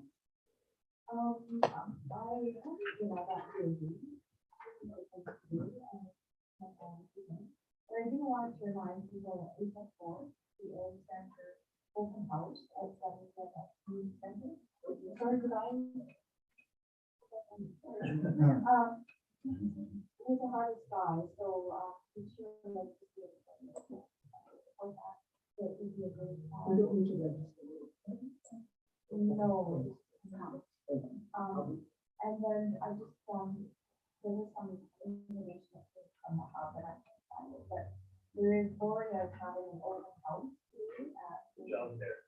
Yeah, construction workers job there. From the stopping there.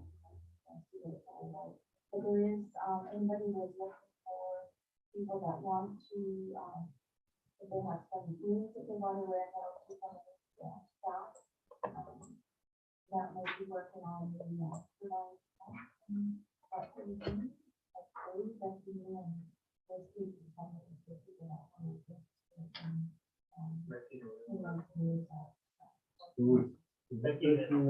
Becky Lynn. Yeah, I wondered when my grandpa was, she told me she wanted pictures and I tried to contact her since. And resides the contact me for that one, and I believe they're looking at being up and running. There's stuff going on for the next couple of weeks. Probably council or I mean, when it's easy.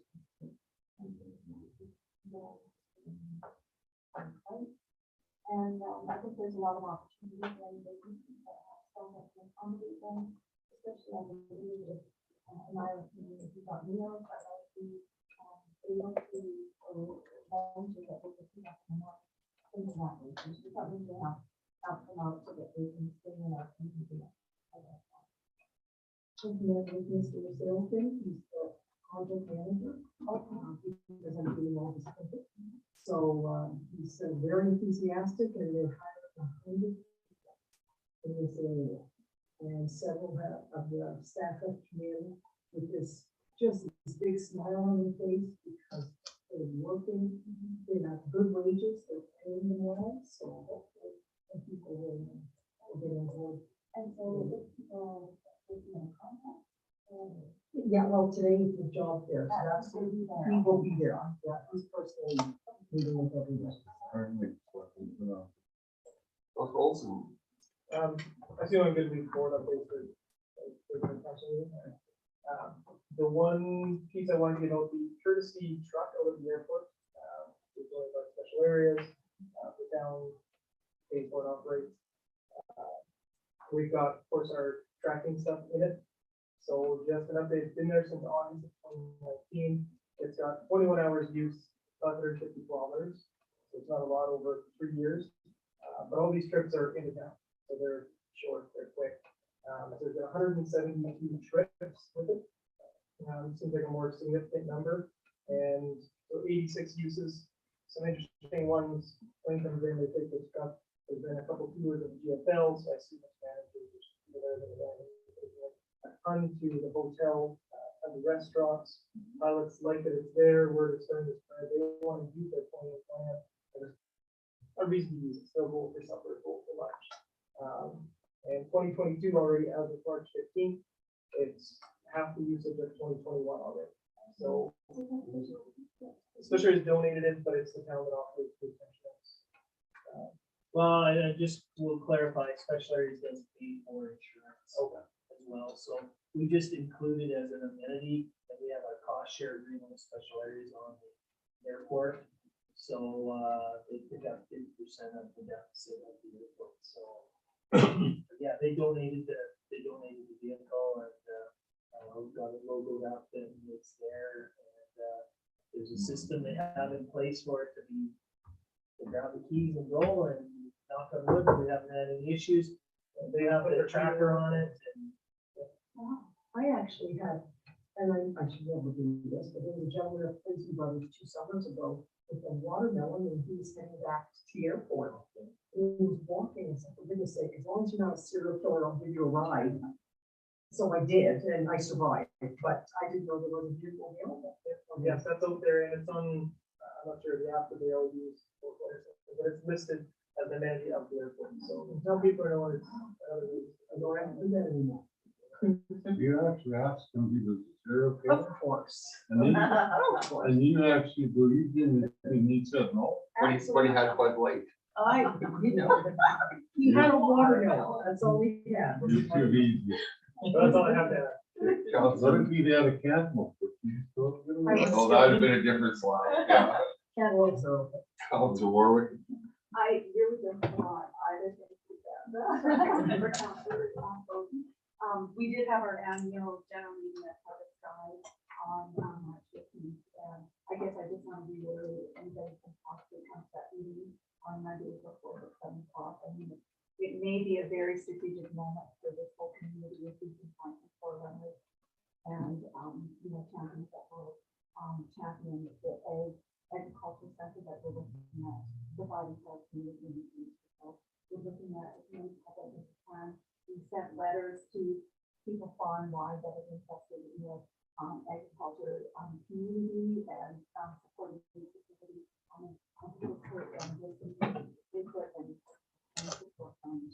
so yeah, Monday before. One of the challenges that I talked to Mayor Jones out of Oyen is building it is easy, it's operating and maintaining. And they challenge. They are super challenged. because they have, what do they call it in Wales? Well, the egg Yes. society, Yes. the egg. Roundup. No. As soon as you say it out. Yeah. That just happened, it was having a management. That was one of the recommendations he said, is to make sure that if it does go ahead, to actually not try and do it as a volunteer base, have someone to look at, someone to make sure it's being. You had all those, this Yeah. is a comprehensive. Oh, no, Said no, hundreds of Councilor Warwick, I'm thousands. not arguing at all, it just was interesting. Yeah. Him and I were just talking about it, he got wind of it, and of course, you all know, Mayor Jones, we had quite a conversation, and he was actually good about it, he pointed out some of the challenges that they. Crossroads, yeah.